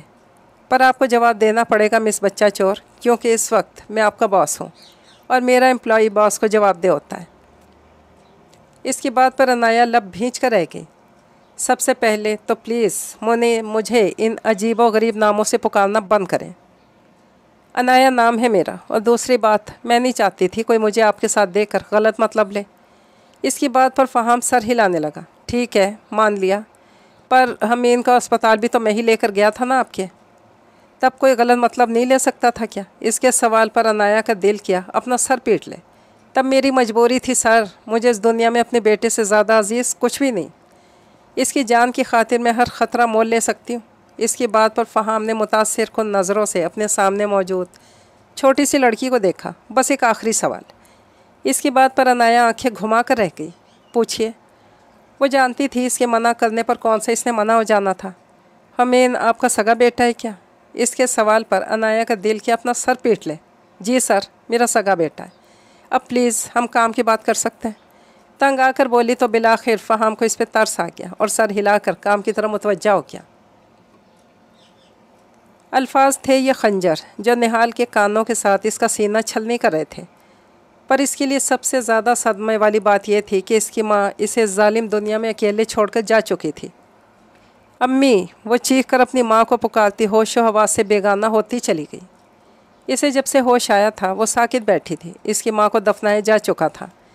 वो मोहल्ले वाले जो बढ़ चढ़ कर बोल रहे थे कोई भी तदफीन के वक्त आगे नहीं बढ़ा था। सारा इंतज़ाम तालिम ने अकेले ही किया था। निहाल की माँ को दफनाने के बाद वो जब निहाल के घर वापस आया तो अंदर से ऊंचा ऊंचा बोलने की आवाज़ें आ रही थी। वो तेज़ी से दरवाज़ा पार करता अंदर की तरफ बढ़ा। हम ऐसी आवारा लड़कियों को अपने मोहल्ले में बिल्कुल भी नहीं बर्दाश्त कर सकते, जो माँ के होते हुए अपने करतूतों से बाज ना आई। अब वह अकेले रहते हुए क्या कुछ ना करेगी। एक औरत की चिंगाड़ती आवाज़ पर तालिम ने लब भींच लिए। सही कहा बहन, हम शरीफ लोग हैं, ऐसा गम नहीं बर्दाश्त कर सकते। आखिर हमारी भी जवान बेटियाँ हैं। ये एक दूसरी खातून थी। बस कर दें आप लोग, शर्म नहीं आती आप लोगों को एक शरीफ मासूम पर इल्ज़ाम लगाते हुए? तालिम का जब जवाब दे गया तो वो चीख उठा। तुम्हें शर्म आई क्या? इसके साथ मुँह काला करने के बाद यूँ दीदा दलेरी से हमारे सामने डट कर खड़े होते। वो औरत अब हाथ नचा नचा कर चीख रही थी। मैं कहाँ जाऊँगी? मेरा तो इस दुनिया में और कोई भी नहीं। प्लीज़ रहम खाएं मुझ पर। निहाल लरसती टांगों पर वज़न डालती आगे बढ़ी और इन लोगों के तरले करने लगी। तुम पागल हो गई हो? अपने घर में रहने के लिए इन जैसी घटिया सोच के लोगों के सामने झुक रही हो? ये तुम्हारा घर है, यहाँ से तुम्हें कोई नहीं निकाल सकता। वो इस पर सख्त नज़र डालता बोला जो मरने वाली हालत को पहुँची हुई थी। कैसे रहेगी यहाँ? हम भी देखते हैं कैसे रहती है यहाँ। इस औरत की बात पर निहाल ऊंची आवाज़ में रोने लगी तो तालिम ने लब भींच कर जेब से मोबाइल निकाला, आलम को कॉल मिलाई। भैया एक प्रॉब्लम बन गई है, मैं एड्रेस भेज रहा हूँ, प्लीज़ इसी वक्त आ जाएं। बाकी सारी बात आपको यहाँ आकर पता चल जाएगी। आलम ने ओके कहते कॉल काट दिया और तालिम जानता था अगले 5 मिनट में आलम यहाँ होगा। और वाकई ठीक 5 मिनट बाद आलम और फ़हाम वहाँ मौजूद थे। यहाँ क्या कर रहे हो तालिम, और ये मजमा क्यों लगा हुआ है? इससे पहले कि तालिम आलम के सवाल का जवाब देता, एक औरत चीख उठी, अरे ये सामने खड़ी घुन्नी मीसनी लड़की के साथ मुंह काला करता रहा है। तुम्हारा भाई जिसका पता इसकी माँ को चल गया और वो बेचारी सदमा लेकर इस दुनिया से ही रुखसत हो गई। इसकी गलत बयानी पर निहाल रोती नफ़ी में सर हिलाने लगी, जबकि तालिम का बस नहीं चल रहा था कि कुछ कर डाले। ये झूठ बोल रही है भैया, ऐसा कुछ नहीं है।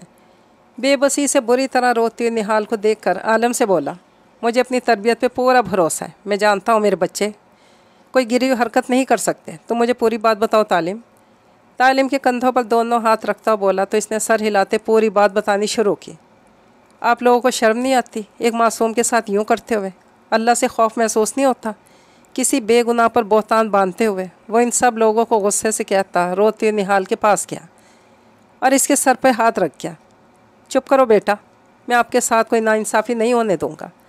वो इसके सर पे हाथ रखकर बोला तो मोहल्ले वालों को एक और मौका मिल गया। हाँ हाँ, तुम भी तो इसी लड़के के भाई हो ना। अकेली लावारिस लड़की मुफ्त में मिल रही है तो क्यों हाथ से जाने दोगे? इस औरत की बकवास पर इन तीनों भाइयों का दिल किया इसका मुंह तोड़ दें। अरे मुफ्त में क्यों लेकर जाएंगे हम? बाकायदा मौलवी साहब के सामने 3 मरतबा कबूल है कबूल है कबूल है कहलवाएंगे, फिर ही लेकर जाएंगे। फ़हाम तड़क कर बोला तो आलिम ने चौंक कर इसे देखा। बेटा, मैं आपका बड़ा भाई बनकर फ़ैसला कर रहा हूँ। अकेली लड़की का इस माशरे में जीना अजाब है और बग़ैर किसी रिश्ते के हम आपको साथ नहीं रख सकते। मेरा भाई ज़ुबान का ज़रा तेज़ है, इसकी ज़ुबान जहाँ मर्ज़ी फिसल जाती है, वरना लड़का अच्छा है। क्या मेरे भाई से निकाह करेंगी आप?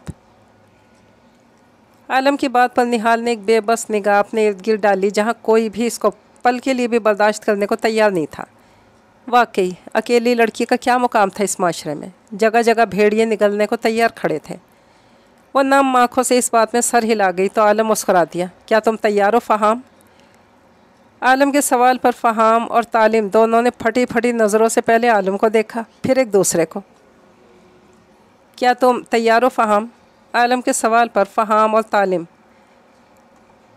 ने देखा था एक दूसरे। भैया, आप तो जानते हैं ना, ज़ुबान में हड्डी नहीं होती, गोश्त का लोथड़ा होती है, जब मर्ज़ी जहाँ मर्ज़ी फिसल जाती है। मेरी भी यूँ ही फिसल गई। मैं तो बकवास करता रहता हूँ, आप मेरी किसी बात को सीरियस मत लिया करें। वो बेचारा तो घिघियाया था। फ़हाम,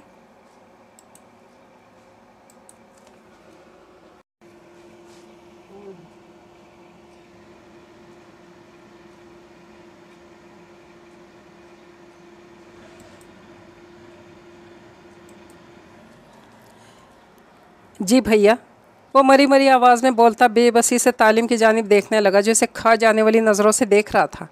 मैंने पूछा, क्या तुम तैयार हो फ़हाम? आलम ने अपना सवाल दोहराया तो फ़हाम दांत पे दांत जमाता सर हिला गया। तो फिर जाओ, करीबी मस्जिद से मौलवी साहब को लेकर आओ जल्दी। आलम के हुक्म पर एक बेबस निगाह तालिम पर डालता वहाँ से चल दिया। कुछ देर बाद मौलवी साहब को लेकर वापस आया तो तलाल वहाँ मौजूद थे। इसने एक निगाह तालिम के चेहरे पर डाली, ज़ब्त से सुर्ख हो रहा था। फ़हाम सारा मामला समझ चुका था।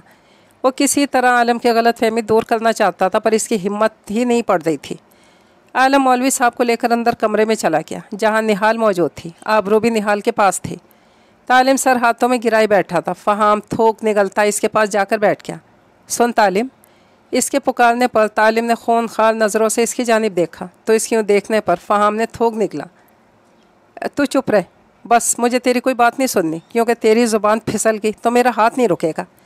तेरी इस 2 फीट लंबी ज़ुबान ने मुझे कहीं का नहीं छोड़ा। तैश से कहता आखिर में सर हाथों में गिरा गया तो फ़हाम ने बेबसी से इसकी तरफ देखा। देख यार, मेरी बात तो। इससे पहले अपनी बात पूरी करता तालिम इसे तेज़ नज़रों से देखता बात ही काट गया। मैंने कहा ना, तो चुप रहे फ़िलहाल बस। इसकी बात पर फ़हाम ने लब भींचे। इसे खुद पर बेतहाशा गुस्सा आ रहा था। क्या ज़रूरत थी बकवास करने की? अब क्या किया जा सकता था? अब तो तीर कमान से निकल चुका था। चुपचाप बैठा तालिम की बेबस शक्ल देखने लगा। थोड़ी देर बाद मौलवी साहब की हमरा तालिम, आलिम और तलाल बाहर आते दिखाई दिए तो तालिम अपनी जगह से उठ खड़ा हुआ। वो किस तरह अपनी मोहब्बत को अपने भाई से मंसूब होते हुए देख सकता था? हाँ, ये सच था कि वो लड़की बहुत कम दिनों में इसके दिल तक रसाई पा चुकी थी, पर किस्मत के खेलों से कौन वाकिफ़ था? वो वहाँ से निकलने लगा तो आलम ने आगे बढ़कर इसका बाजू थाम लिया। चुपचाप बैठो दोनों। आलम ने दोनों भाइयों को देखते तंबीह की तो वो लब भींच कर एक दूसरे को देख कर रह गए। मौलवी साहब, निकाह शुरू करें। आलम के कहने पर मौलवी साहब ने निकाह के कलमात अदा करने शुरू किए। तालिम करीम वल्द करीम अहमद, आपको निहाल अब्बास बिनते अब्बास अली से निकाह कबूल है? मौलवी साहब के पूछने पर तालिम ने झटके से आलम की तरफ देखा। इसकी आंखों में बेयकीनी ही बेयकीनी थी। साथ बैठे फ़हाम ने बेसाख्ता सकून भरी सांस खारिज की। आलम ने मुस्कुराते हुए सर हिलाया। कबूल है, कबूल है, कबूल है। खुशी और बेयकीनी की कैफियत में तीनों कबूल है एक साथ ही बोल गया था। मौलवी साहब ने आंखें फाड़ कर इसकी बेचैनी मुलाहिजा की। बेटा, मुझे कलमात तो दोहराने दो, ना हम कहीं भागे जा रहे हैं और ना ही तुम। मौलवी साहब के तंज पर वो दाढ़ी खुजा कर रह गया। कबूल व इजाब के मराहिल के बाद आलम के सीने से लगा तो इसकी आंखें नम हो गईं। आलम सिर्फ उनका बड़ा भाई ही नहीं, उनका बाप भी था और माँ भी। वो इनका सब कुछ था। थैंक्स भैया। नम आँखों से बोला तो आलम ने उसका चेहरा हाथों में थाम कर इसके पेशानी चूमी। मेरे बच्चे हो तुम लोग, तुम सबके दिल के हाल से किस तरह नावाकिफ़ रह सकता हूँ मैं। आलम की बात पर नम आँखों से मुस्कुरा दिया। मुझे हार्ट अटैक देना ज़रूरी था क्या? मासूम बच्चे पर ज़रा सा तरस नहीं आया आपको? फ़हाम के नरोठी आवाज़ पर वो दोनों इसकी तरह मुतवज्जा हुए। हार्ट अटैक क्यों? मैंने सिर्फ इतना ही पूछा था कि क्या तुम तैयार हो फ़हाम। ये तो नहीं कहा था कि निकाह के लिए। मैं तो तुमसे तुम्हारे भाई के निकाह का पूछना चाह रहा था कि क्या तुम अपने भाई के निकाह के लिए तैयार हो। तुमने अपने उल्टे दिमाग से खुद से उल्टा ही सोच लिया। इसमें मेरा क्या कसूर? आलम की बात पर फ़हाम सदमे से इसे देखने लगा। तेरी वाकई कोई इज्जत नहीं फ़हाम, यहाँ खुद से कहता खुद ही हंस दिया। वो निहाल को तालिम के कमरे में छोड़कर अपने कमरे में वापस आई तो आलम आड़ा तिरछा बेड पर लेटा हुआ था। वो अपने पीछे दरवाज़ा बंद करती अपने कदम बेड की तरफ बढ़ा के वो इसके करीब बेड पर बैठी तो इसकी मौजूदगी महसूस करके आलम अपना सर इसकी गोद में रख गया। आबरू धड़कते दिल के साथ इसके बालों में उंगलियां चलाने लगी। थक गए हैं क्या? इसकी मीठी आवाज़ आलम के कानों में रस घोल रही थी। हाँ, थोड़ा सा, पर आपको अपने सामने देखकर मेरी सारी थकावट दूर हो गई। वो इसका हाथ पकड़कर अपने लबों से लगाता हुआ बोला तो आबरू लाज से मुस्कुराती। शुक्रिया आबरू। इसकी बात पर आबरू ने नासमझी से उसे देखा। किस लिए? वो सवाल करता इसकी पेशानी पर बिखरे बाल समेटने लगी। मेरी ज़िंदगी में आकर इसे मज़ीद खूबसूरत बनाने के लिए। मेरे भाई मेरी औलाद की तरह है आबरू। मैंने माँ और बाप दोनों बनकर उनकी परवरिश की है। बहुत प्यारे इन तीनों से मुझे, अपनी ज़िंदगी से भी ज़्यादा अजीज़ है मुझे वो। और जिस तरह आप मेरा इस सब में साथ दे रही हैं, मैं बहुत खुश और मुतमईन हूँ आबरू। मेरी दुआ है कि अल्लाह पाक हमें हमेशा यूँ ही खुश रखे और एक साथ रखे। आबरू मुतमईन से मुस्कुरा दी। आमीन। वो फिर से इसके बालों में उंगलियां चलाने लगी जिस पर वो सुकून से आंखें मूंद गया। वो कमरे में दाखिल हुआ तो घुटनों में सर दिए रोने में मशगूल थी। इसे देखते तालिम को हकीकी मायनों में इस पर तरस आया। मजबूत कदम उठाता इसके करीब आया। निहाल। इसकी गंभीर आवाज़ पर निहाल ने सर उठाकर इसकी तरफ देखा तो इसकी नम आँखों में तालिम का दिल डोलने लगा। हाथ दो। तालिम ने अपना हाथ इसकी तरफ बढ़ाते हुए कहा तो नासमझी से इसे देखती इसके मजबूत हाथ में अपना नाजुक कांपता हुआ हाथ थमा गई। वो इसका लरसता हुआ हाथ अपनी मजबूत गिरफ्त में लेकर इसे अपने मुकाबिल खड़ा कर गया। इससे पहले कि वो कुछ समझती वो इसे धीरे से अपने सीने से लगा गया। निहाल का दिल धक से रह गया इसकी हरकत पर। तुम्हारी वालदा की वफ़ात का बहुत अफसोस हुआ। उनकी उम्र इतनी ही लिखी थी। अल्लाह पाक उनके दर्जात बुलंद फरमाए। आमीन। वो इसे अपने साथ लगाए इसके सबसे बड़े गम की ताज़ियत कर रहा था। सहारा मिलने की देर थी। फूट फूट कर रोती। उन्होंने मेरे साथ ऐसा क्यों किया? मेरा तो इनके सिवा कोई नहीं था इस दुनिया में। मैं किस तरह उनके बगैर रहूँगी? तालिम ने इसे संभालना मुश्किल होने लगा था। इधर आओ, यहाँ बैठो। वो इसे साथ लिए बेड के करीब आया और इसे बेड पर बिठाकर खुद पैरों के बल इसके पास बैठता इसका हाथ अपने मजबूत हाथों में कैद कर गया। हर इंसान जो इस दुनिया में आया है इसका जाना भी मुकर्रर है। मौत अटल है। मैं या तुम कोई इसे नहीं टाल सकता। तुम अकेली कहाँ हो? तुम्हारा शौहर यानी मैं हूँ ना तुम्हारे साथ। तुम्हारे अच्छे बुरे वक्त और दुख सुख का साथ थी। रोकर इनकी रूह को तकलीफ़ मत दो। उनकी बख्शिश की दुआ करो। समझ रही हो ना? तालिम की बात पर सर हिला गई तो वह हाथ बढ़ाकर इसके आंसू साफ करने लगा। नमाज का वक्त हो गया है। उठकर नमाज पढ़ो और उनके लिए दुआ करो। और ख़बरदार, मैं अब इन हसीन आँखों में आंसू न देखूं। वो इसके आंसू साफ करता बोला तो इस बात में सर हिला गई। हुक्म को सहने में भी कुदरत ने मज़ा रखा है। फ़हाम की बात पर तलाल ने पूरी आंखें खोलकर इसे देखा। आपको कौन सा गम लग गया भैया?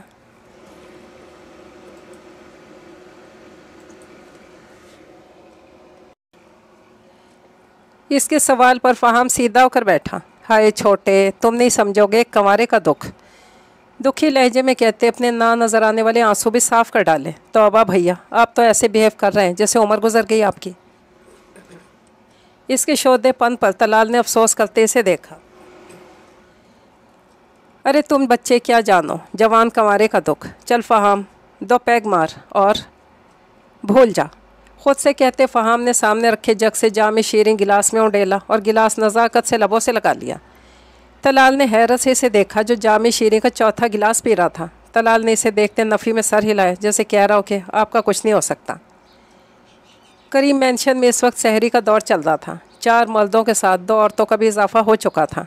भाभी माँ, अभी तो आपके इन प्यारे प्यारे हाथों से मेहंदी भी नहीं उतरी और आप किचन में खड़ी हो गई हैं। मेरे होते हुए इतना बड़ा जुल्म, मैं आलम भैया को क्या मुँह दिखाऊँगा। आबरू जो चूल्हे के आगे खड़ी शामी कबाब फ्राई कर रही थी, फ़हाम की नौटंकी पर बेसाख्ता हंसती। अपनी यही लानत ज़दा शक्ल दिखाना, और कौन सी दिखाएगा।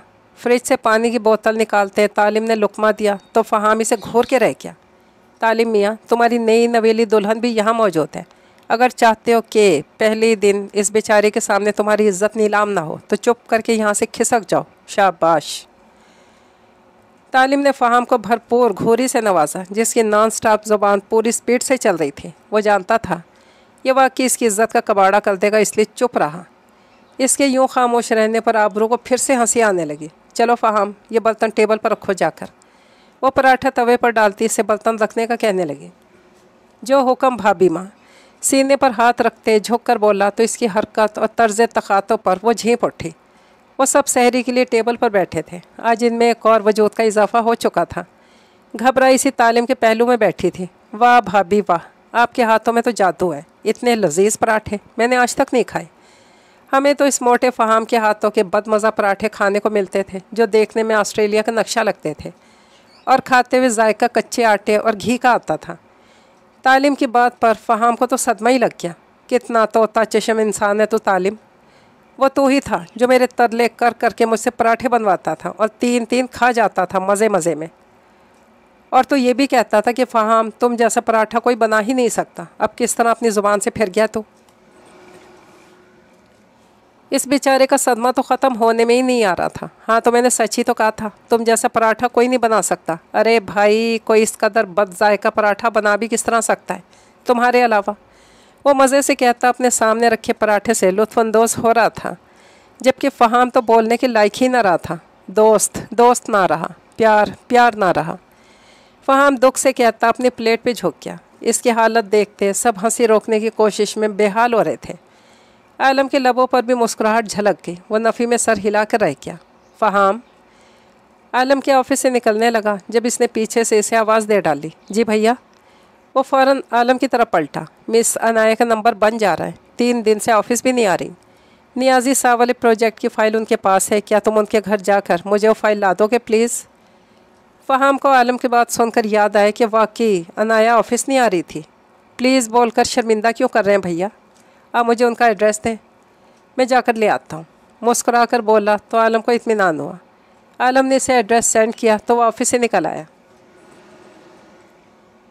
मतलूबा घर के सामने पहुंचकर इसने गाड़ी रोकी और बाहर निकलकर एक नज़र घर पर डाली। वो कोई ज़्यादा बड़ा घर नहीं था, नॉर्मल सा 3 मंजिला घर था।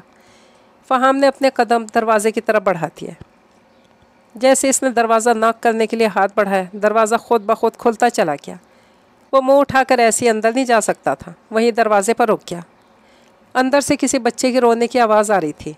वो चौंक उठा। यह आवाज़ हमीन की थी। इससे पहले कि वो मज़ीद कुछ सोचता, इसे किसी लड़की की घुटी घुटी चीखों की आवाज़ सुनाई थी। फ़हाम बगैर कुछ सोचे समझे घर में दाखिल हो गया। गिराज से गुजर कर वो लाउंज में दाखिल हुआ तो सामने का मंजर देखकर इसकी आंखें हैरत से फैल गईं। कोई औरत ज़मीन पर पड़ी अनाया को बुरी तरह पीट रही थी, जबकि हमीन पास खड़ा मामा मामा कहकर रोता जा रहा था। मेरे बेटे के मरने के बाद तुझे तो पूरी आज़ादी मिल गई है ना बेहयाई की। गैर मर्दों के साथ गुल छर्रे उड़ाती है, हमारी इज्जत नीलाम करती है। तुझे तो मैं इस लायक ही नहीं छोड़ूंगी। फ़हाम होश में आते तेज़ी से आगे बढ़ा और इस औरत को धक्का देकर पीछा किया। क्या कर रही हैं, पागल हो गई हैं आप? इस बेचारी की जान लेंगी क्या? वो चीख कर बोलता नीचे बैठकर अनाया को सीधा करने लगा। जो अपने हवास खो रही थी। चेहरा जा बजा नीलों और थप्पड़ों के निशानात से लाल था। होंठ का किनारा फटा हुआ था जिसमें से खून बह रहा था। ए, कौन है तू और मेरे घर में क्या कर रहा है? ओह, समझ गई, तू भी मेरी इस बेहुदा बहू का कोई आशिक होगा जो इसके इश्क में पागल होता है, इसके पीछे यहाँ घर तक चला आया। जहाँ इसकी पहली बात सुनकर फहाम को झटका लगा था, वहीं इसकी फजूल बात पर इसका दिल किया इसका मुँह थप्पड़ों से लाल करते, पर इसकी तरबियत इसे इस चीज़ की इजाज़त नहीं देती थी। वो इसकी किसी बात का जवाब दिए बगैर रोते हुए हुमैन को उठाकर बाहर ले गया और गाड़ी में बिठाया। वापस आकर अनाया को उठाने लगा। ए, मेरा पोता कहाँ है और इसे कहाँ लेकर जा रहा है? छोड़ इसे, वरना चीख चीख कर पूरा मोहल्ला इकट्ठा कर लूँगी। इसे अनाया को उठाकर ले जाता देखकर वो चिंघाड़ने लगी। खामोश, एकदम खामोश। अभी पुलिस को कॉल करूं तो यहाँ बुलवा सकता हूँ कि देखो हमारे ऑफिस की एक शरीफ लड़की का क्या हाल किया इस जालिम औरत ने, और जानती भी हो क्या सज़ा होगी तुम्हें। तुम्हारे औरत होने का लिहाज कर रहा हूँ तो मुझे मजबूर मत करो किसी किस्म की बदतमीज़ी पर। अभी इसे हॉस्पिटल लेकर जा रहा हूँ, तुम्हारा बंदोबस्त बाद में करता हूँ। तो उस लहजे में कहता है नाया को लिए घर से निकल आया। इसे आराम से बैक सीट पर लिटाने के बाद खुद ड्राइविंग सीट पर ले आया। मामा, हमें इनकी खौफजदा आवाज़ पर वो गाड़ी चलाते हुए इसकी तरफ मुतवज्जा हुआ। मामा को चोट लगी है, हम मामा को डॉक्टर के पास लेकर जा रहे हैं। डॉक्टर मामा को इंजेक्शन लगाएगा और ये बिल्कुल ठीक हो जाएंगी। वो इसे प्यार से पुचकारता गाड़ी हॉस्पिटल की तरफ मोड़ गया। वह अनाया को अस्पताल से सीधा घर ले आया था। वो जब से घर आई थी हमें इनको अपने साथ लगाए बस रोती ही चली जा रही थी। वो चारों भाई लाउंज में बैठे थे, जबकि आबरू निहाल को आलम ने अंदर अनाया के पास भेजा था। कुछ बताया अनाया ने? आबरू कमरे से बाहर आकर आलम के सामने सोफे पर बैठी तो आलम ने पूछा। फहाम ने बेचैनी से उसकी जानिब देखा। इसके बेटे की पैदाइश से कुछ माह पहले इसके हस्बैंड की वफ़ात हो गई। वालिदैन हयात नहीं है और ससुराल वाले काफ़ी जालिम हैं। अपना और अपने बेटे का पेट पालने के लिए जॉब करती थी, पर सास बुरी नज़रों से देखती थी। कल इसके लिए एक रिश्ता आया जिस पर इसकी सास का कहना था कि वो काम के बहाने बाहर मर्दों से मिलकर इन्हें अपने जाल में फंसाती है और इनके मरे हुए बेटे की इज्जत नीलाम कर रही है। इतनी सी बात पर बेचारी का यह हाल कर दिया। आबरू के बताने पर वो सब अफसोस करने लगे, जबकि फहाम की आंखों में खून उतर आया। भैया, आप इनसे पूछें मुझसे शादी करेंगी क्या? फहाम के सवाल पर तीनों भाइयों ने झटके से उसकी जानिब देखा। ये मुमकिन नहीं फहाम। आलम के दो टोक इनकार पर फहाम ने बेयकीनी से उसकी जानिब देखा। भैया, आप उनसे पूछें तो। क्यों भैया, क्यों मुमकिन नहीं है? आलम के मुकाबिल खड़ा इससे सवाल कर रहा था, पर लहजे में आजिज़ी थी और आंखें झुकी हुई थी, क्योंकि मैं नहीं चाहता कि वो बच्ची ये समझे हम इसकी मजबूरी से फ़ायदा उठाने की कोशिश कर रहे हैं। वो इस वक्त बेसहारा है और हम लोगों के रहमो करम पर है। ऐसे में हम इस पर अपना फ़ैसला नहीं थोप सकते। तुम समझ रहे हो ना मेरी बात? आलम की बात पर वो लब भींच कर सर हिला गया। भैया, अगर आपकी इजाज़त हो तो मैं एक बार, सिर्फ़ एक बार अनाया से ख़ुद बात कर सकता हूँ। मैं वादा करता हूँ इसे फ़ोर्स नहीं करूँगा और इसके फ़ैसले का एहतराम करूँगा। प्लीज़ भैया। आलम के दोनों हाथ अपने हाथों में थाम कर इसकी मिन्नत समाजत करने लगा तो आलम ने एक नज़र आबरू की तरफ डाली जो इसे हाँ कहने का इशारा कर रही थी। वो एक गहरी सांस भर कर रह गया। ठीक है, जाओ। इसके जवाब पर फहाम का चेहरा खिल उठा। शुक्रिया मेरे प्यारे भैया, अल्लाह आपको ढेर सारे मुझ जैसे प्यारे प्यारे बच्चे दे। आमीन सुम्मा आमीन। वो जोश से दुआ देते वहाँ से भागा, जिस पर सबके कहके बुलंद हुए, जबकि आबरू शर्म से सर झुका कर रह गए। वो अपनी गोद में सोए हुए हुमैन पर नज़र जमाए माजी की यादों में खोई हुई थी जब दरवाजे पर होती दस्तक ने इसे हकीकत की दुनिया में ला पटका। आ जाएं। इसकी इजाज़त मिलते ही दरवाज़ा खुला और फहाम अंदर दाखिल हुआ। अनाया, क्या आप 5 मिनट मुझे दे सकती हैं? एक ज़रूरी बात करनी है। फहाम की बात पर वो सर हिलाती गोद में सोए हुमैन को आराम से बेड पर लिटा गई। फहाम ने हाथ के इशारे से कमरे में एक तरफ लगे सोफ़ों की तरफ इशारा किया तो वो इस तरफ बढ़ गई। फहाम भी इसकी पैरवी करता साथ वाले सोफ़े बैठ गया। क्या सोचा है आगे का? इसके सवाल पर वो नासमझी से इसकी तरफ देखने लगी। क्या मतलब? वो वाकई इसके सवाल का मकसद नहीं समझी थी। मुस्तकबिल के बारे में क्या सोचा है? अब की दफ़ा इसने वाज़े अंदाज में पूछा। मैंने ये सोचा है कि सर से बात करूंगी कि मुझे ऑफ़िस की तरफ रिहाइश का बंदोबस्त कर दें या फिर किसी दारुल अमान चली जाऊंगी। इसकी अकल पर फहाम अशश कर उठा। मोहतरमा, आप जानती भी हैं कि इस माशरे में अकेली औरत का क्या मुकाम है। इसे किस नज़र से देखा जाता है। हर जगह भूखे भेड़िए नोचने को तैयार नज़र आते हैं। अकेली औरत की इस माशरे में कोई ज़िंदगी नहीं। और जहाँ तक बात है दारुल अमान की, तो आप नहीं जानती वहाँ किस कदर काले धंधे होते हैं। क्यों अपनी इज्जत की दुश्मन बनना चाहती हैं। इसकी बातें सुनते ही वो चेहरा दोनों हाथों में छुपाए फूट फूट कर रोती। मैं क्या करूं, कहाँ जाऊं फिर। इसके लहजे में बेबसी ही बेबसी थी। कहीं मत जाए, यहीं रहें। फ़हाम की बात पर अनाया ने चौंक कर इसकी जानिब देखा। क्या मतलब, मैं यहाँ कैसे रह सकती हूँ। इसके सवाल पर फ़हाम इसकी जानिब कदरे झुका। मुझसे शादी करके। इसकी बात पर अनाया को झटका लगा। क्या बकवास है, आप जानते भी हैं आप क्या बात कर रहे हैं। बेयकीनी से पूछने लगी। मैं अच्छे से जानता हूँ कि मैं क्या बात कर रहा हूँ। देखिए अनाया, घुमा फिरा कर बात करना पसंद नहीं मुझे। सीधी बात करूँगा। मुझे पहली नज़र में ही आप अच्छी लगी थी। ये मत सोचिएगा कि आप हमारे रहमो करम पर हैं, इसलिए मैं आपकी बेबसी का फ़ायदा उठा रहा हूँ। मेरी शादी की उम्र हो चुकी है। मुझे एक अदद बीवी की ज़रूरत है और आपको एक अदद साहिबान की, जबकि आपके बेटे को एक अदद बाप की। अब आप सोच समझ कर फैसला कर लीजिए। वो सुन सी इसकी सारी बातों को सुन रही थी। पर मैं पहले से शादीशुदा हूँ। पहला इतराज़ उठाया गया। तस्हीह कर ले मोहतरमा, आप शादीशुदा नहीं बल्कि बेवा हैं और आपको दूसरी शादी की पूरी इजाज़त हासिल है। एतराज़ को बहुत खूबसूरती से रद्द कर दिया गया था। पर मेरा एक बेटा भी है, धीरे से एहतजाज किया था। शादी के बाद वह हम दोनों का बेटा होगा और मुझे यकीन है कि मैं इसे आपसे भी ज़्यादा मोहब्बत दूंगा। इसके जवाब से मुकाबिल के चेहरे पर रजामंदी के तासुरात छलकने लगे। पर मैं आपसे प्यार भी तो नहीं करती। एक और एतराज़। कोई बात नहीं, हौले हौले हो जाएगा प्यार। वो बहुत प्यार और नरमी से इसके सारे एतराज़ रद्द कर गया तो सब कुछ अल्लाह पे छोड़ती इस बात में सर हिला गई। निकाह के बाद वो खुशी खुशी यहाँ से वहाँ उछलता फिर रहा था। कैसा फील हो रहा है भैया। तलाल ने इसके कंधे पर हाथ रखकर पूछा। आज लगता है मैं हवाओं में हूँ, आज इतनी खुशी मिली है। वो अपने फटे स्पीकर जैसी आवाज़ में गुनगुनाया तो तलाल ने बेसाख्ता दोनों हाथ कानों पर रख कर इससे फासला अख्तियार किया।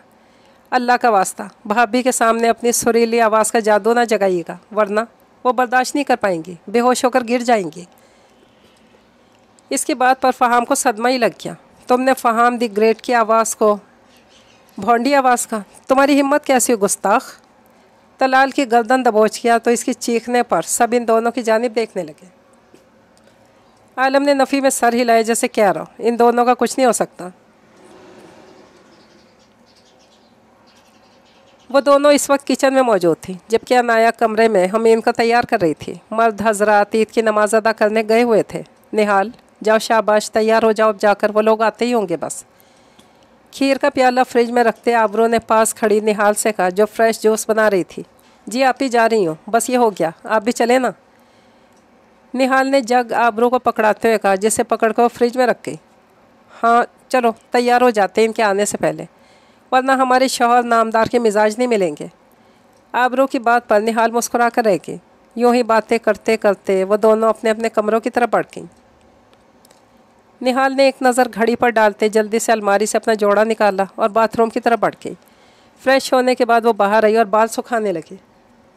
बाल सुखाकर पुश्त पर खुला छोड़ने के बाद वो मेकअप उठाती अपने चेहरे को सजाने लगी। मेकअप करने के बाद इसने कानों में झुमके डाले और एक तफसीली नज़र अपने सरापे पर डाली। अपनी तैयारी से मुतमईन होने के बाद वो झुक कर ड्रेसिंग टेबल पर पड़ी चूड़ियाँ उठाने लगी। जब कमरे का दरवाज़ा धीरे से खोलने फिर बंद होने की आवाज़ इसके कानों से टकराई, वो अपनी जगह स्टिल हो गई। वो मजबूत कदम उठाता इसके नज़दीक आया और इसके हाथ से चूड़ियाँ थाम गया। इसका नाजुक हाथ अपने मजबूत हाथ में थाम कर वो इन कांच की चूड़ियों को इसके कलाई की जीनत बनाता एक भरपूर निगाह इसके हसीन सरापे पर डाल गया। बहुत खूबसूरत लग रही हो। इसकी सरगोशी पर वो खुद में सिमटने लगी। वो इसकी कमर में हाथ डालकर इसे अपने साथ लगा गया। ईद मुबारक मिसेस तालीम करीम। इसके मीठे अल्फाज इसके कानों में रस घोलने लगे तो वो सुकून से आंखें मूंद गई।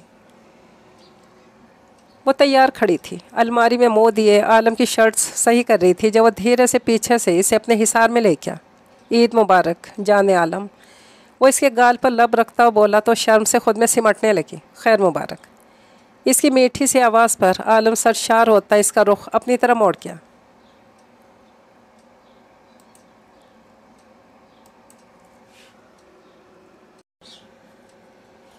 माशाअल्लाह, इस पर नज़र पड़ते ही बेसाख्ता आलम के मुंह से निकला था, जिस पर वह सुर्ख होती सर झुका गई। अल्लाह ने आपकी सूरत में मुझे इस कदर नवाजा है कि मैं इसका शुक्र अदा कर ही नहीं सकता। अपना माथा इसके माथे के साथ जोड़ते वो इसे खूबसूरत इजहार से नवाज गया था।